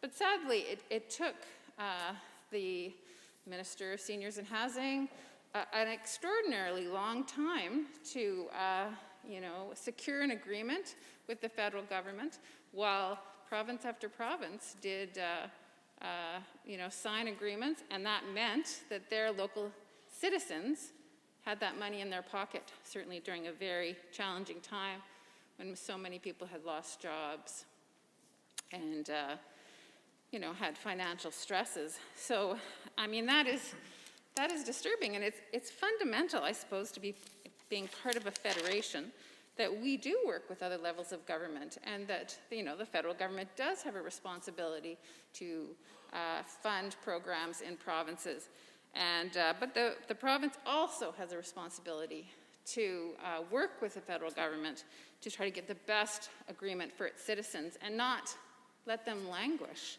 And that's one example of that.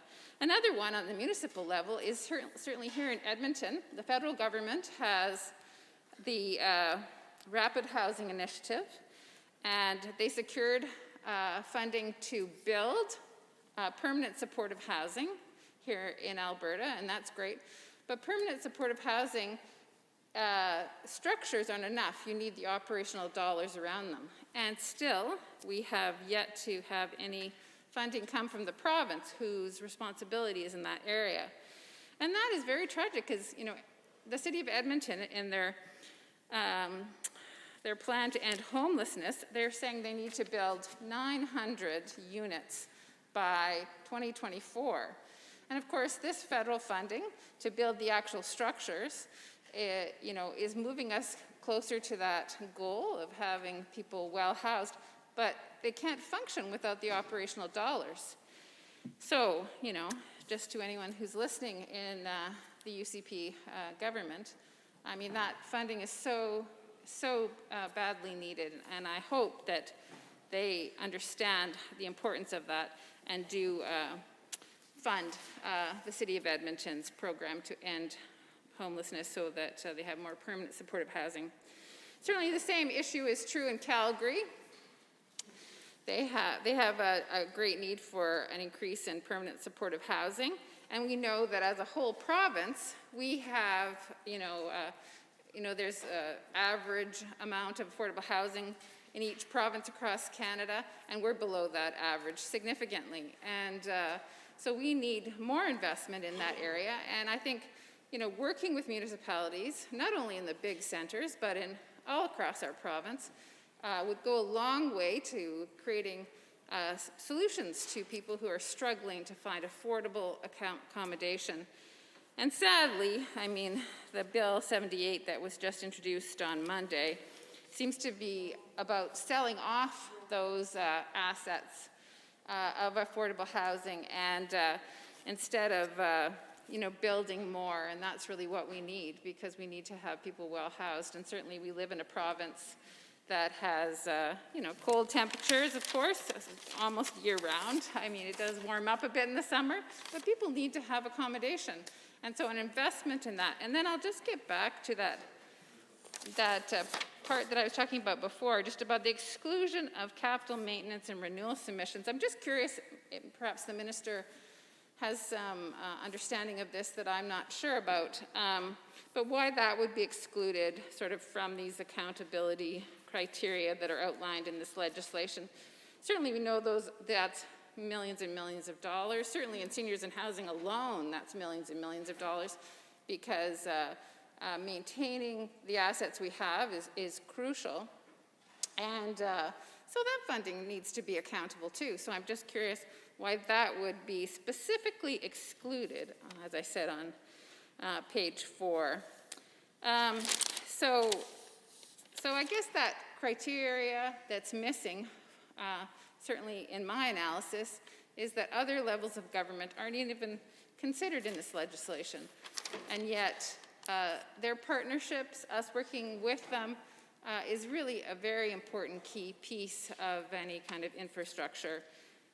So again, that's just some advice to the minister.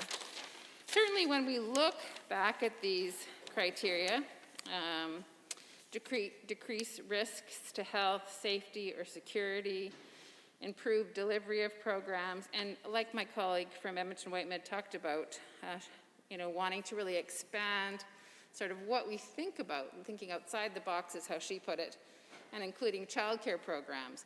And I mean, the other criteria that it talks about here is enhanced resiliency of community.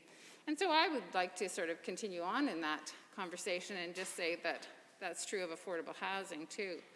And this isn't something that, can be categorized as just some sort of left-wing crazy idea. Certainly chambers of commerce across this province have spoken about the importance of having affordable accommodation and making sure that people are supported, and the permanent supportive accommodation for people who may be experiencing mental health issues.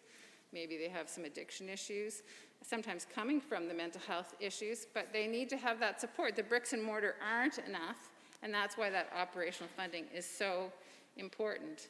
So, these are programs that absolutely enhances the resiliency of community, helps people live with dignity, and creates a healthier society where it's much more inclusive and connected, And, you know, I know, I'm sure many MLAs, and I won't speak for anyone else, but I know it troubles me when I see people who are vulnerable, obviously living rough on the streets, not well, perhaps, you know, having some kind of a reaction to some addictive substance, and looking really in a lot of distress.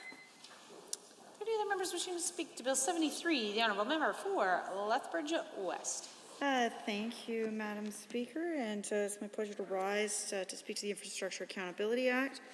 In reviewing this legislation, Madam Speaker, it occurs to me that really what we are doing here is asking the legislature to rally around an agenda here that does not explicitly create any jobs whatsoever, that it, in fact, what this legislation does is formally creates a scoring matrix for deputy ministers to have a meeting about. So that's what we're doing here. I look forward to the next budget infrastructure or budget accountability bill, whereby we legislate that deputy ministers must present their ministers with binders with tabs for estimates debate, because what I'm seeing here is a proposed criteria that are fine on the face of it because they already happen. Even still, these criteria already happen.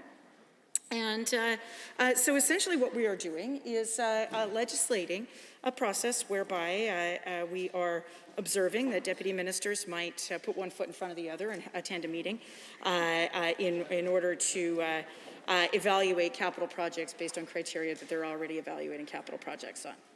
So what I am trying to say here, Madam Speaker, is that it is no wonder that Albertans are dissatisfied with the economic development plan of this government, the overall governance and governing trajectory, the lack of ability to deliver results for Albertans that they can see, that are tangible, that are solving problems for them, and they're considerable problems that people are facing right now due to COVID-19 and other challenges, not the least of which is a healthcare system under considerable strain.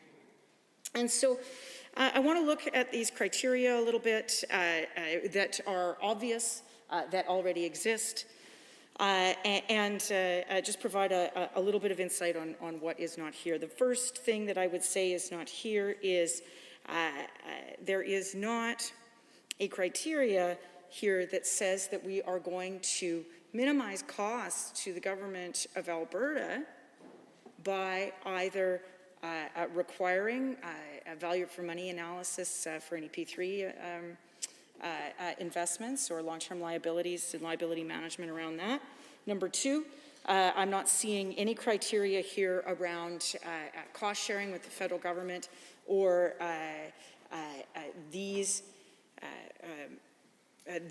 our investments reflecting appropriately the priorities of municipalities and regions, when we have regions who have come together around specific infrastructure. That's not a scoring criteria, but that is something that will most certainly reduce costs for the government of Alberta at the end of the day. We have seen this before. Similarly, too, with the federal lack of criteria there. It is astonishing to me that we would even import that sort of closed fist mentality vis-a-vis the federal government during a time when governments around the world are undertaking stimulus spending in the form of capital investment. And yet, because we cannot find it in ourselves to move beyond some kind of adolescent petulance when it comes to another order of government, we would rather approach infrastructure conversations with a closed fist rather than any kind of open catcher's mitt when it comes to the kinds of investments that we need in our communities. I give way. And I know my honourable colleague has spoken at some length here tonight about the problems with P3s and eloquently just spoke to how the government often acts in a ham-fisted manner when dealing with other orders of government and in consulting with other orders of government. And I'll note that, of course, here in Edmonton, both the Edmonton Public School Board and the Edmonton Catholic School District both said they didn't want any more P3s. Despite that, this government rammed through all of the new school bills in this area using that P3 model. So I want maybe perhaps to ask if she could elaborate a bit on her experience with why the P3 model is so insufficient and why it's so important that we do have that consultation process and coordinated process with our municipalities and with our municipal stakeholders so that we have infrastructure that works not just for communities but also for the people that live in our communities, right? And to have a process that ensures that capital is going to be resilient in the government's words. Well, I thank the honourable member for his intervention. It put me in mind that the Lethbridge Construction Association about a year ago made representations to Lethbridge City Council bemoaning this provincial government's affection for P3s, given the way that the procurement was happening, that in fact that kind of process was leaving a number of local contractors out. And I'll just note that the Lethbridge Construction Association has a new ahead of it because the old one got elected as the MLA for Lethbridge East. So, I think it's probably not a universal affection, but there you have it, Madam Chair. The point here is that even if P3s were to be the appropriate course of action, then we should be able to see that within a proper value for money assessment and within, if we're going to codify these criteria for the civil service to guide their meetings, then we should have that as a criteria in here. If it works as well as representations from we've heard from across the way as they say it does, then let's see that proven out and let's see it published for the public to see, because we have not seen that degree of transparency and accountability thus far. The other piece, though, honourable members, that Madam Speaker, that I want to draw everyone's attention to is, in fact, climate adaptation.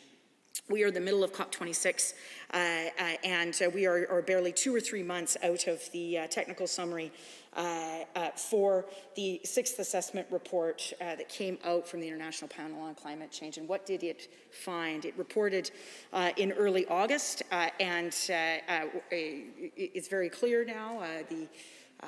The entire assessment shows that we have baked in approximately 1.1 degrees of warming over the last century, and it is very likely that from now till 2050, we are going to experience a minimum of 1.5 degrees warming. That is baked in to to the atmosphere and to what has happened across the world. If we do not take action to decarbonize, to undertake electrification, fuel switching, and a number of different changes that we are an energy province in every sense of that word, and we could be a leading, we're not.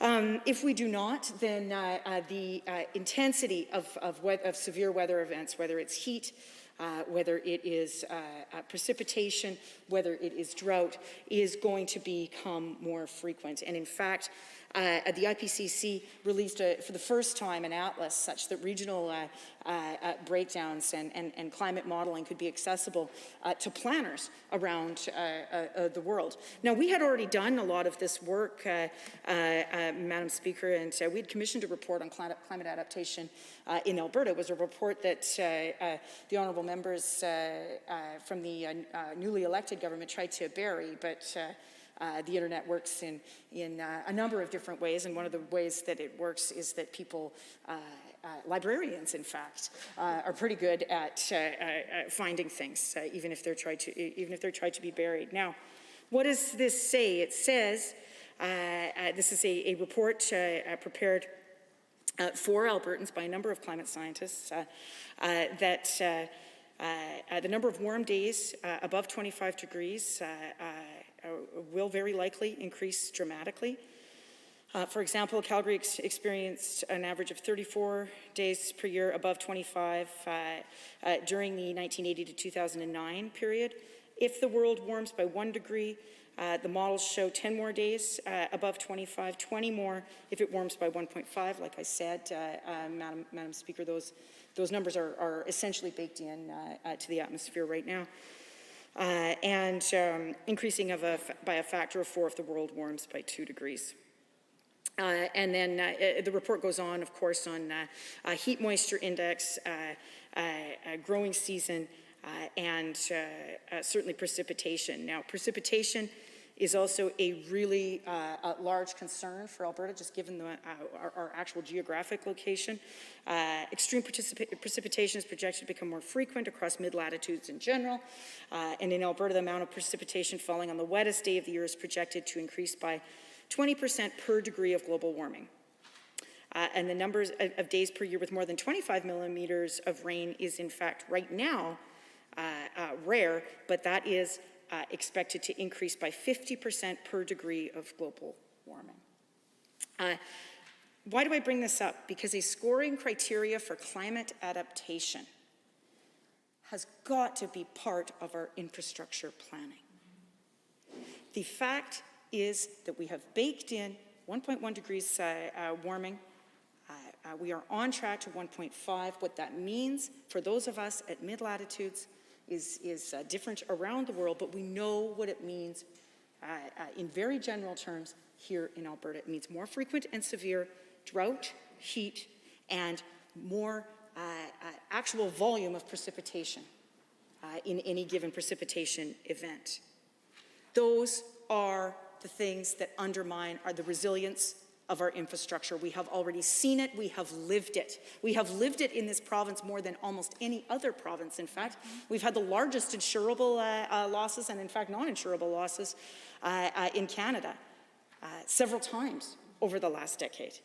And yet, we do not see a scoring criteria for whether any of our infrastructure that we build today will be resilient to those heat events, to any extreme precipitation events, or whether it will be able to accommodate any of those coming standards around smart grids, distributed generation, electrification, different types of heat sources, heat pump technology, anything more than what is happening right now. Everything that we build right now has a useful economic life of at least 20 years, at least at a minimum.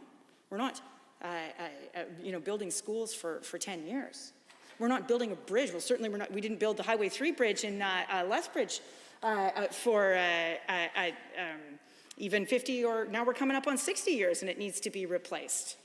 But we build infrastructure for the long term. And so we need to know that we are spending the right amounts of money in the right places to ensure that we are safe, that our infrastructure can withstand the changing climate, and that it can also take advantage of the great deal of clean technology and innovations and actual new investments coming to Alberta. Whether that is in energy efficiency, whether that is in fuel substitution, whether that is in different forms of smart grid technology. All of this is coming. Why we would not plan for this in our infrastructure has got to be one of the most blinkered things that I have ever seen in public policy and in government. And governments of all stripes do all kinds of things that can't see at the, past the end of their noses. But this has got to be one of the biggest omissions that I have ever seen in 2021. Now, if we are going to give deputy ministers a list of things to do and call it a piece of legislation, then at least do that. But no, we are opening up our billions of dollars of our future capital planning to business as usual, as if we are still planning for the 1990s. That world is gone. The IPCC tells us it's gone. The entire world is moving forward, and we will not have a choice but to move forward with it. Now, Madam, I give way. Thank you. My honourable colleague, I think, makes a number of very important points here. And I think that certainly when we're looking at this and thinking about it, and I know my colleague mentioned it a little bit, but thinking about it in terms of a 20-year strategic plan, right? Like to think about for not just this generation of buildings, but the next one as well. The government needs to be able to have considerations in such a large spanning capacity and with technologies that we may not even be able to anticipate today. So perhaps my colleague can comment a little bit on why when we're looking at these horizons, when we're looking at these timelines, it is going to be so important to have considerations like this in place, and why perhaps the legislative aspect of which we've built out the current bill, and if we see the current bill is going to limit the ability of this and is going to not allow the minister to plan effectively for the future of our buildings and the future of our province in a meaningful way. Maybe the member could give me a little bit of context around that as well. Thank you, Madam Speaker. Now to the honourable member's query. I mean, again, this legislation is codifying that the government must release a 20-year strategic plan and update it every 4 years. There's no list of projects in here. This is a list of sort of aspirations and looks at things like, I mean, it looks to me like something on the level of about a third-year research paper, demographics, technological trends, the projected industrial base. Great, all of that already happens, and it's nice that we will have that a little bit more information, I suppose, collated into one place. Again, we've given some people in the civil service some nice things to do, and that's great. I hope it's color-coded. I'm sure it's going to be wonderful. The fact of the matter is that what we are doing here is simply asking government to put out a think piece. Literally, we are just thinking about capital planning and what might happen in capital planning. Once again here, we are not talking at all about the fact that we build capital on a planet that is changing. And when you are doing that, you might want to consider those as factors in terms of where you site your projects. What kinds of building materials? Again, going to costs. Or how we might want to take our capital maintenance and renewal envelope and actually invest in things like deep retrofits and other climate resilience and adaptation projects for the world that we are already living in. It's not in the future anymore, it's now. And again, that goes to cost, Madam Chair. So it's nice to have a strategic plan, but if we don't have an actual reckoning with real costs, and there I mean ways to mitigate those costs, whether we are making certain investments now, in particular in deeper retrofits or other renewal, or whether it is cooperating with other orders of government. And with that, Madam Speaker, I would like to move to adjourn debate. Having heard the motion to adjourn debate, all those in favour, please say aye. Aye. Any opposed, please say no. So carried. Under Government Bills and Orders for second reading, Bill 75, Arts Professions Recognition Act, adjourned debate on amendment. Mr. Egan.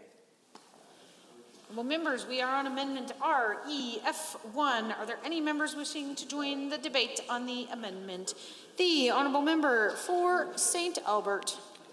Thank you, Madam Speaker. It is my pleasure to rise and talk about Bill 75, Arts Profession Recognition Act, and the referral amendment, which I will be supporting, and I'd like to tell you why. But before I begin, I just want to say, just with I was listening to a podcast I think it was last week, and this was in anticipation of reading the bill, which I had not read yet when I listened to the podcast. And the previous Minister of Culture was on a show and was talking about just how proud she was of the hard work she had done over 2 years to bring this piece of legislation forward. And then she talked about how happy she was that the new Minister of Culture was going to bring this legislation forward. I don't exactly think that's how it works, but in any event, we'll go along with the story. And talked about how much work had gone into this piece of legislation over the 2 years, and then I saw the legislation. And it's a little bit shocking that this was 2 years worth of work. But in any event, I thank the member for Chestermere Rocky View, previous Minister of Culture, for her 2 years worth of work doing this. So anyway, let's talk about this piece of legislation. So I think that we can all agree that this sector has taken a massive hit, just a massive hit. And what was really sad in this last fourth wave is that they got knocked upside the head and they didn't need to be. And so this fourth wave of COVID, as bad as it got, was entirely preventable, and every single member of this cabinet and in caucus that went along with it is complicit. Let's just put that right out there, that this didn't have to be as bad as it is right now. And this is a sector that has just been hurt so badly. So, I mean, I think we were all excited to see, okay, there's going to be a piece of legislation that looks at the art profession, but it really did fall short of a lot of things. So it does a couple of things that are great. So it does talk a little bit about the need to have a contract. It talks about how much we need to appreciate the profession, and actually the preamble is quite lovely. It talks about recognizing artists as valuable professional members of society and realizing that these professional organizations make vital contributions, which they absolutely do. And the government acknowledges the importance of Alberta artists, their right to freedom of expression, and then goes on to say a number of things. I was going to say something about they don't appreciate artists with chalk in front of the legislature, but anyway, that's a side note. And so this is lovely. This is a lovely preamble.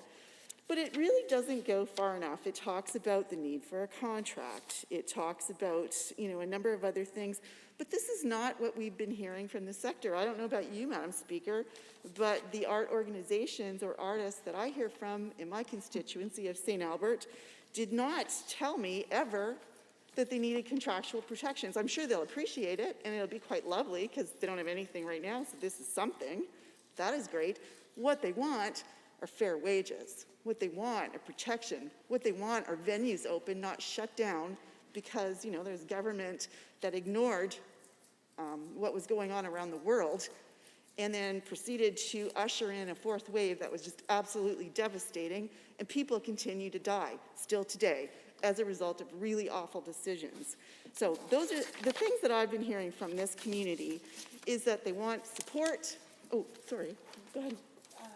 So, Honourable Member, I was listening to what you've heard from constituents who are engaged in the arts, and I have heard the same thing of a good friend, Shayla Miller, who put out her album finally in August. She had held it back. She had a bunch of dates scheduled for August and September. She ended up having to scale back a whole bunch of that because, of course, we slammed straight into the fourth wave right in September when she was trying to tour her album. And this had a real effect on her and her two kids and her ability to pay her band and everything else. And even when she's playing in venues, they're smaller because people are not wanting to go out as much because of the mismanagement of the pandemic. Yeah. So I'm wondering if the Honourable Member can share some of those stories from her constituency, because I know for me, well, first of all, everyone should go to a Shayla Miller show, but second of all, that there are many, many, many examples just like her, country musicians who found themselves doing other things during the pandemic. Oh, thank you to my colleague. I would love to go to a Shayla Miller show, and her music sounds, I would love to hear her music, but you are quite right. I think that individual artists have really struggled as a result of this pandemic, and they're still struggling. Let's be honest about that. But I think, like Lethbridge, St. Albert, they are not massive, massive cities like Edmonton, like Calgary. And so I think the artists and the art community in these smaller cities compared to Edmonton and Calgary are actually really, really struggling. And so I know in my constituency, the city of St. Albert, they're very proud of being a botanical arts city, and they come by this moniker it's perfect for them. I think if you haven't visited St. Albert, you really should. But some of the things that they have going on that have actually been really devastated over this last 20 months or so of COVID. You probably heard of the Arden Theatre, which is a famous theater in St. Albert. It's right at St. Albert Place, where City Hall is. And they typically have thousands of patrons that go to different shows and concerts. Of course, like other venues, they've been devastated. The Children's Festival, the International Children's Festival that brings in performers from all over, has also been devastated, and I know that their board have reached out to me a number of times to talk about what else is there to help us. You know, we've already tried this, we've already used this, but the amount of revenue that we've lost is just astronomical, and these programs brought in by the UCP are very narrow, they don't address the real need, and people have really suffered as a result. Children's Festival is one example. The Amplify Festival is another one in St. Albert that has really taken a hit. There are a number of smaller, yes? I just want to remind you that we're on the referral amendment. Yes. If you could tie your remarks back to that. Absolutely, we'll do that, Madam Speaker. Thank you so much for that direction. So I'm going to talk about, and these are reasons, and this is feedback from my community saying why this piece of legislation really should go to committee, Madam Speaker, as I'm sure you realize, that a committee would give us time to actually look at this legislation and see it's really got no teeth, don't really understand the point of it.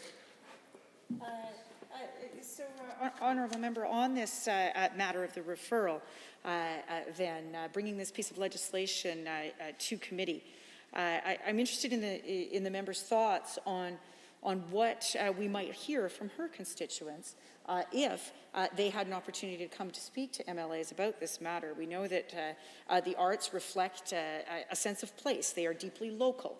They oftentimes will communicate universal sentiments in ways that are deeply rooted in our smaller communities. And nowhere is that more true, I think, than if the House will indulge us outside of the two major cities where the Honourable Member represents, as do I. So I wonder if the Honourable Member could tell us a little bit about who she would invite to that committee should we refer this bill, and what we might hear from them.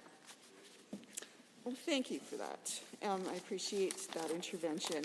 And if given the opportunity, if this government were to shock us all and stop this and say, you know what, for once, I think we're actually going to show a little bit of humility and listen to the opposition, that we should probably go back to committee, go back to the drawing board, and if the point of this is actually to support the arts community, let's bring the arts community in and let's hear what they really want. Let's bring in artists. Let's bring in people that manage venues. Let's bring in for-profits, nonprofits. Let's hear from them all. Because, you know, doing a consultation in 2020, the height of COVID, we didn't maybe have the perspective that we do today. So let's stop and let's go back. And if that were the case, you would hear from all of these providers and all of these artists and all of these venues in St. Albert, Amplify Festival, Children's Festival, the Michif Cultural Center, which is an amazing place and a historical house promoting, it's almost like a living museum for the Métis culture in St. Albert. And so there are crafts, there are artists that go there. We have the Arts and Heritage St. Albert. I could go on and on, Madam Speaker, about all of the different things that happen in St. Albert that have been impacted and I might say devastated, actually, over these last 20 months. And so I think in our excitement to see a piece of legislation about the arts profession, which is awesome, it's really disappointing to see how short it fell. But, you know, it's sort of in keeping with this government. I mean, it's, you know, the titles look great. You know, this government is getting better about preamble that really sort of is quite lovely and talks about some statements of what they believe, which is awesome. What isn't great, what is not awesome, is that it just doesn't it just is pretty empty after that. So other than the few points that it covers around contracts, and there's very little. And we know what artists want, Madam Speaker. They want to be paid fairly. They want to be able to work. They want to be able to share their work. Yes, they want to be respected. And this piece of legislation doesn't do that. And you know what, Madam Speaker, if if the government did allow this piece of legislation to just stall and go to committee to hear from more people so that they could take this opportunity to strengthen this legislation, they might hear from the City of St. Albert that actually takes the time every year to do a report card on their cultural activities, which include art. And they're very clear. They lay out priorities, and then they evaluate their work on those priorities. And strangely enough, they did find the time and the insight to do it for 2020. So they have, I believe it was 6 priorities for 2020, and they rate them. So for example, number 1 was celebrating cultural assets. Priority 2 is increasing and deepening cultural participation. Priority 3 was promoting cultural tourism, difficult in a pandemic. Priority 4 was establishing sustainable funding. Priority 5 was ensuring infrastructural strength. Number 6 was optimizing cultural service delivery. Now, as you can imagine, the only priority that is at risk, that didn't get the sort of report card mark of being on track, the only one that was at risk was priority 4 around establishing sustainable funding. Now that relates to part of the problem that we've been talking about, that this sector has been devastated. And this government has not been there to give this sector what they need. Sadly, this piece of legislation doesn't go far enough. It doesn't go far enough for artists. It doesn't go far enough for municipalities, for organizations, be they for-profit or nonprofit. And, just one little city's report card is demonstrating that this government is failing on a number of fronts. So it would be actually, go ahead. Thank you, Honourable Member. And thank you for bringing that report card to our attention. It would seem to me that if we were to refer this, we could in fact ensure that the province was issuing such metrics, and then we would know how well or not well we were doing. I wonder if the Honourable Member might want to talk to us a little bit about how arts organizations have essentially been left to the mercy of federal or even municipal programming, but have received almost nothing from the provincial government. And in fact, I do recall even venues, standing with our opposition caucus, asking for more and better supports from the province with the small and medium-sized grant. And I wonder if the Honourable Member might talk about that a little bit, and what we might hear at committee if we were actually going to do a good faith engagement with small and medium-sized business. Well, thank you for that intervention. And I think, that is a great comment, is that at committee, we would have an opportunity to ask these questions, to hear submissions, and to ask questions of people, not other government members or not bureaucrats, but to hear actually from artists and from communities, to ask them the questions. What is it that you need? What can we do to support you? Because isn't that our role at the end of the day? Is to support Albertans and to support the sectors that they work in. But I think that my colleague raises a good point, is that this particular sector, like so many other sectors, whether it is education, whether it's social services, whatever it is, that this government has failed miserably in terms of their COVID response and their economic support of these sectors. They have relied heavily on the federal government, and rightly so. They're there to support every province and territory, and they have done, I'm not going to say outstanding, but they have been there for Albertans. And I think when you see the numbers of the dollars that are coming back into Alberta, you can see that that is happening. Municipalities have gone out of their way. I know the City of St. Albert has done an extraordinary job of supporting all of the sectors, doing everything they can to support the sectors within their boundaries. And the arts sector is one that they have done a lot of work with. But they invest a lot of time, energy, and resources into that sector. They set out to do it. The mere fact that they have a report card every single year tells you something. It's not just about investing, occasionally in outdoor art installations or saying that you appreciate the artists in your community.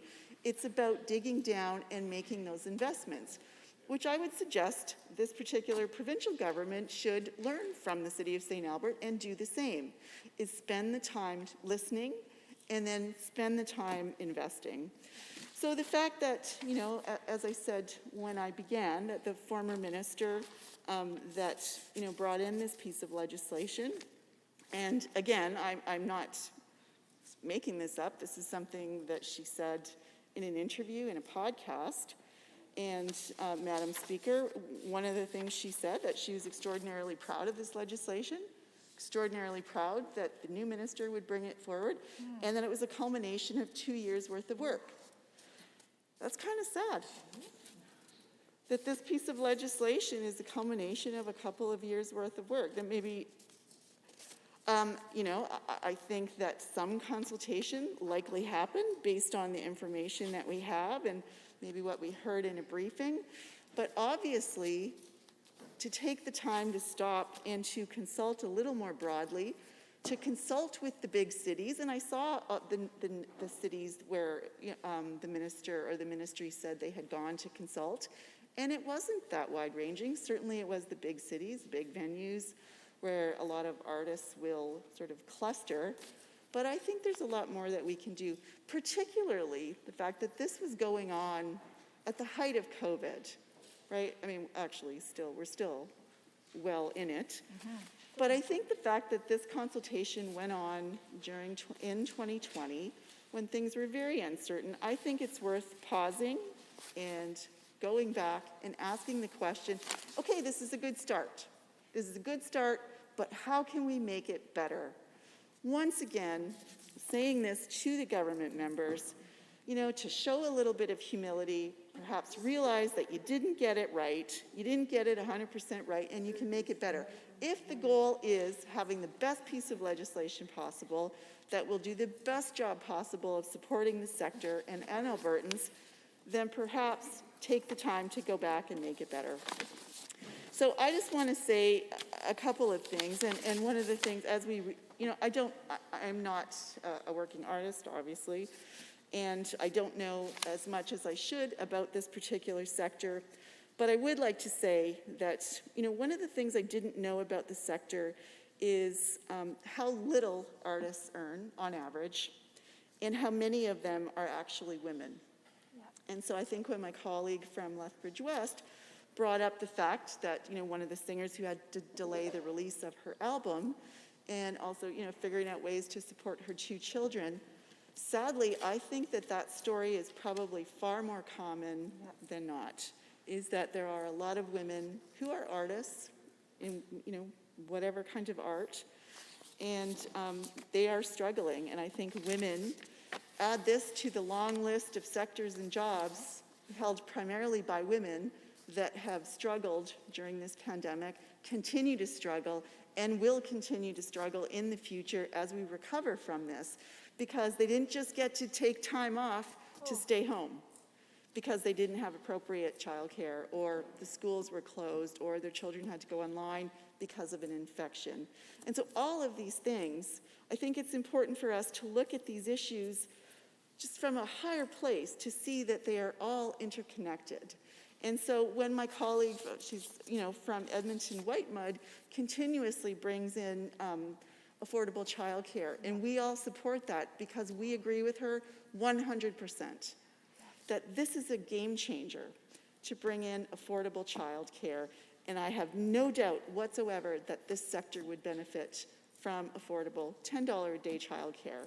So, just to put my 2 cents in, sign the deal, make it happen. Albertans want it. So I am going to, again, Madam Speaker, if this government would just pause, acknowledge the fact that they don't always get it right. That's abundantly clear. I mean, you all have to know that. That they just pause, send it to committee so that we can actually take the time to get it right. It's a good start. It's a framework. The fact that we're talking about the arts profession is awesome. Any members wishing to join the debate on the amendment REF1, the honourable member for Edmonton Highlands, Norwood. Thank you, Madam Speaker. Oh my goodness. I'm a little tired there, but that's okay.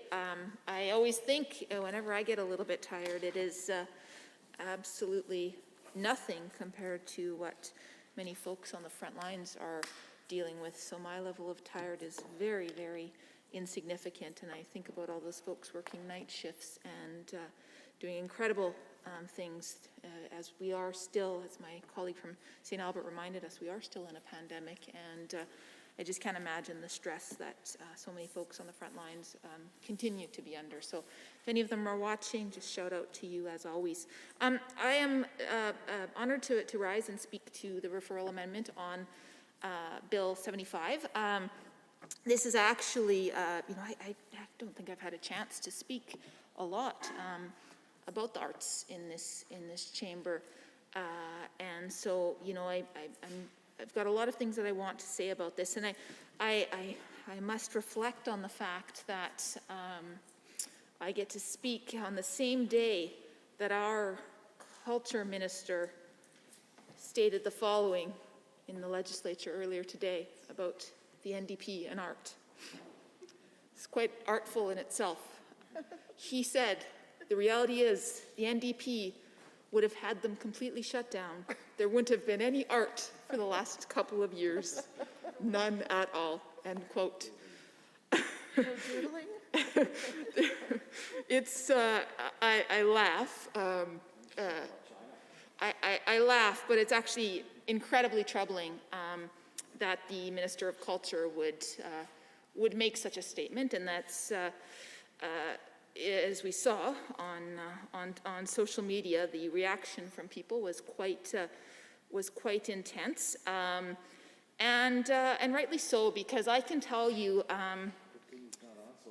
Yes, I mean he's not been on Twitter since 2019. I did check, so he hasn't seen it, but I'm happy to share more of the comments with him, because it is important, and I truly don't mean to joke there, because I do hope that someone on his team alerts him to some of the feedback from artists, not just on social media, but I'm certain in his inbox as well, because it's quite clear from this piece of legislation that there wasn't a whole heck of a lot of consultation done. And so, I mean, I'm hopeful, I haven't seen it yet, I'm hopeful that the minister will stand and speak to this bill and perhaps, perhaps refute my claims, but I've not seen that yet. And truly, it is quite troubling that he would imply that there wouldn't have been any art under the NDP, because many of those artists who've spoken up since have said, of course, and I mean, I wasn't part of that government, so I can be maybe a little bit more critical. Of course, just like in many areas, we could have pushed the NDP government to do even more. But artists are saying the amount of investment and the amount of support that they had under the NDP far surpasses anything that they've seen from this UCP government. And it's been an incredibly challenging time for artists in the midst of a pandemic. And my colleagues have talked about this. They've talked about some of the concerns that they've heard from artists in their own constituencies, and I have as well. And, before I talk about my constituency, I will talk briefly about our leader, the member for Edmonton Strathcona, who at this very moment is just preparing a significant art show in her riding, one that's been going on for 15 years, Art from the Unknown. What does our leader do at this event? Usually it's in person and it's fantastic. I had the pleasure of emceeing it a couple of years ago. It's absolutely a fantastic opportunity for artists to showcase their work, to get a platform in a venue that they might not get otherwise.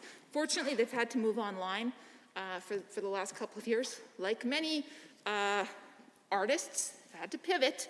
And so, I think of our leader as an incredible example of someone who actually supports the arts.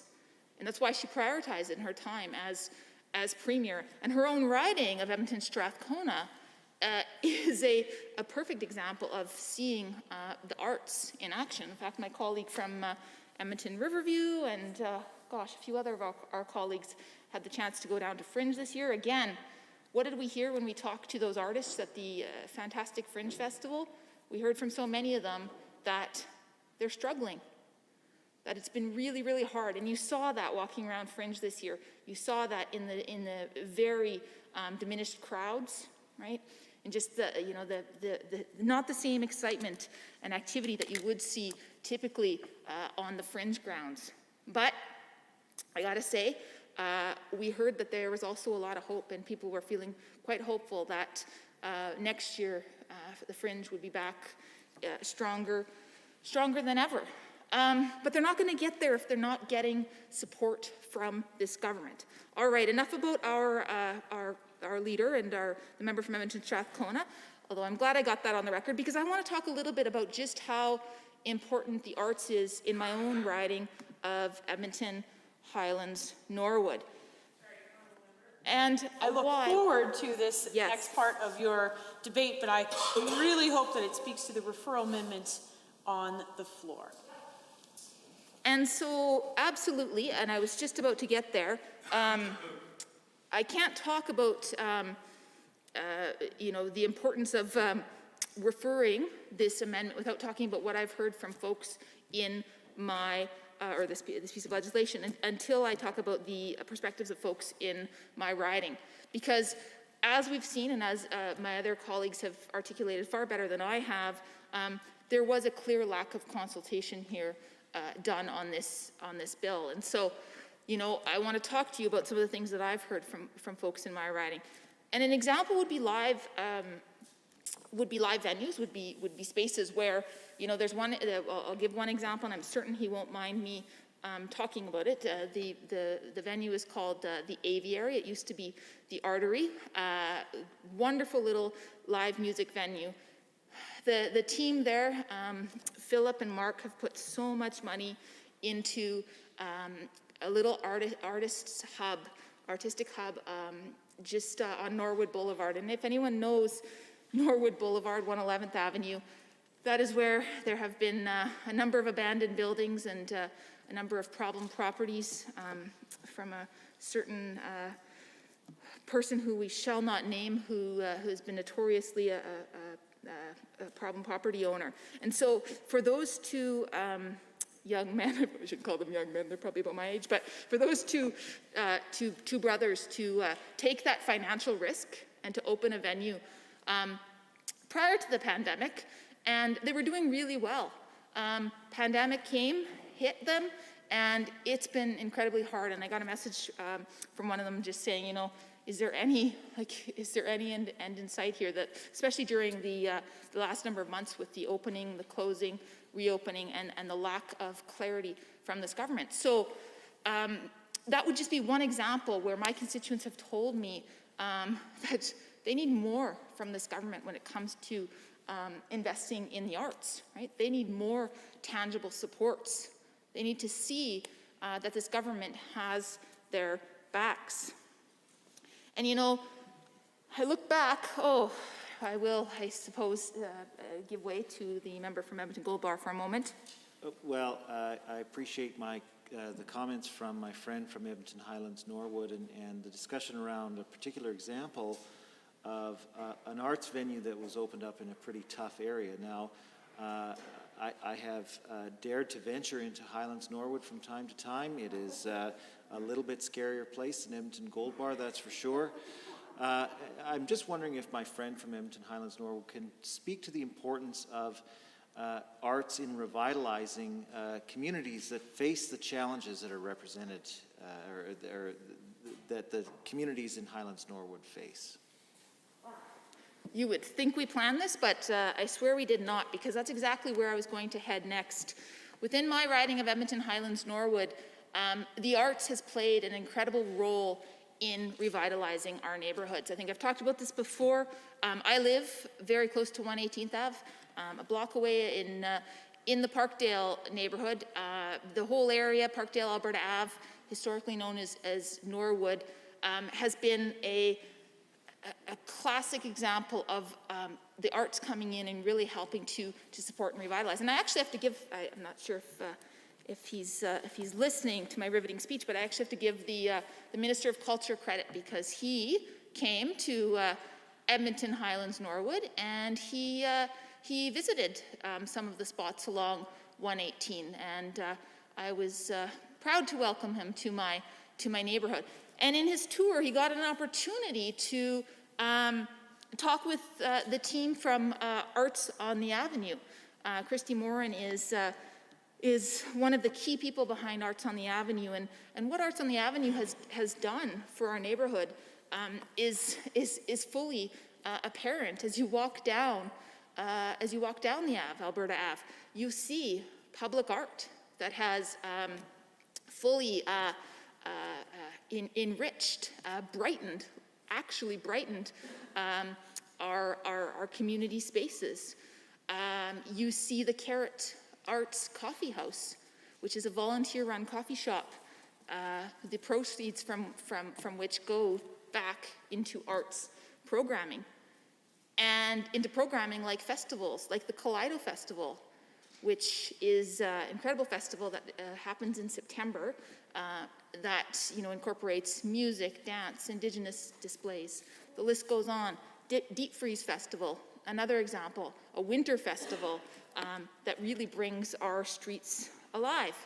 And again, this is in the same community where we have some of the highest rates of crime. We have some of the highest levels of poverty, particular child poverty, right? But you see folks from all backgrounds coming together, and there really is power in arts in building community. And so, I'm proud of that, and I'm proud of the fact that we continue to see growth and vibrancy. But I can also tell you that many of these organizations, and I haven't even listed all of them that are doing incredible work in my riding, many of them are struggling. They absolutely are. And it's not even just due to COVID, because of course I've talked about some of those challenges. It's also because of just a lack of funding opportunities, right? An organization like Arts on the Ave isn't able to, they're not able to charge folks to attend their festivals and their events, because it's just that money's just not there. So they really have to rely on grants, and they have to rely on private donations as well. And it's been really, really tough. And I think as well, I have to mention this one, another one on 118th Avenue, the Nina Haggerty Center. You know about the Nina Haggerty Center, my colleague from St. Albert. And I actually met with them not long ago as well, and they would be another organization that would urge this government to just really think about their direction with the arts. The Nina Haggerty Center works with folks with disabilities and gives them opportunities to really flourish in various art media, I guess I should say. And if you get a chance, I would urge you to come visit, because just the stories that the folks who've benefited from the Nina's programs, stories that they have to share are just so powerful and so moving. And again, another example of an organization coming into our community and really strengthening it. And it's in the same building where the Nina Haggerty is housed on the main floor. It's an arts hub above that. So artists primarily live in the housing above the Nina. So really, really cool example of the arts coming together. And I can't help but mention as well Indigenous arts organizations. We are so lucky to have the Indigenous Art House, the Whiskey Jack Art House on 97th Street. It's a newer organization that again has opened actually during the pandemic. So they've had to do a lot to pivot as well, but showcasing Indigenous work. I think about the Indigenous Arts Market Collective, who showcase their arts at the Downtown Farmers Market. And I think of iHuman. iHuman is not just an Indigenous serving organization, but it serves a lot of Indigenous youth in particular. And they really seek to incorporate art into sort of experiential opportunities for young people who are struggling, often young people who are precariously housed, who may be struggling with mental health or addictions, and they have a really incredible success rate with that as well. And I look back on the summer, and it's summer typically in my riding and across Edmonton and even the province. We talk about just the power festivals. And Edmonton, I think, has even been known as the festival city, and like what a change it's been over the last few years with COVID. A lot of cancellations, right? And I know some organizations haven't even been able to put on events or even pivot virtually just because it doesn't work. It doesn't work for them. And so, I think about the artists. I think about the musicians who count on these events, who aren't getting paid. And I've spoken to many of them who are calling on this government to acknowledge the critical role that art plays in enriching the lives of all Albertans. Any other members wishing to speak to amendment are EF1 on Bill 75, the Honourable Member for Edmonton South. Thank you, Madam Speaker. I'd move that we adjourn debate. Having heard the motion to adjourn debate, all those in favour, please say aye. Aye. Opposed, please say no. So carried.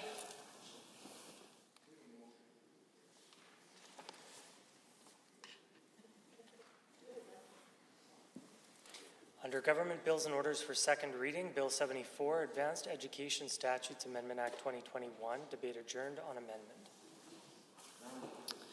We are on Amendment REF1. The Honourable Member for Edmonton Highlands Norwood was speaking prior to adjournment. Question? Any other members wishing to join the debate? I see none. On the referral motion on Bill 74, all those in favour, please say aye. Any opposed, please say no. No. That is defeated. Any members wishing to speak to the main bill on Bill 74? Seeing none, I will call the question. On Bill 74, the Advanced Education Statutes Amendment Act 2021, does the Assembly agree to the motion for second reading? All those in favour, please say aye. Aye. Any opposed, please say no. No. That is carried. A division has been called. Ring the bells.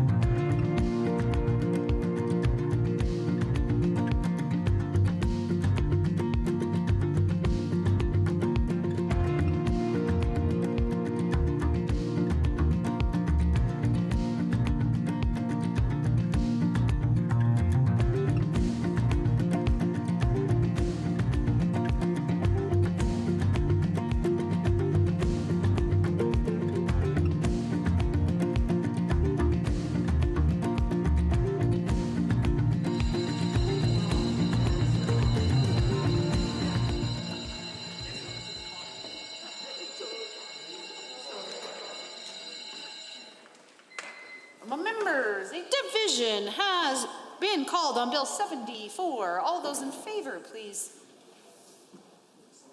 For second reading on Bill 7, I thought I called the wrong bill. For second reading on Bill 74, all those in favor, please stand.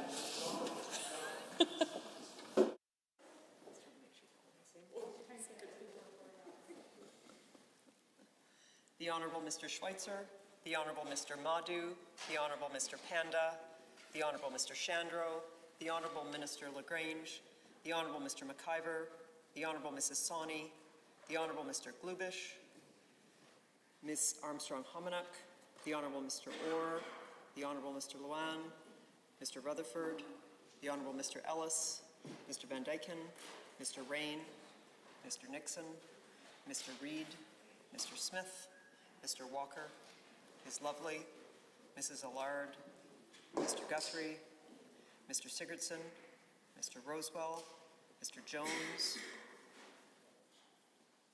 Mrs. Ahir. All those opposed, please stand. Mr. Dang, Member Phillips, Ms. Renault, Member Irwin, Mr. Nielsen, Ms. Sigurdsson, Mr. Schmidt.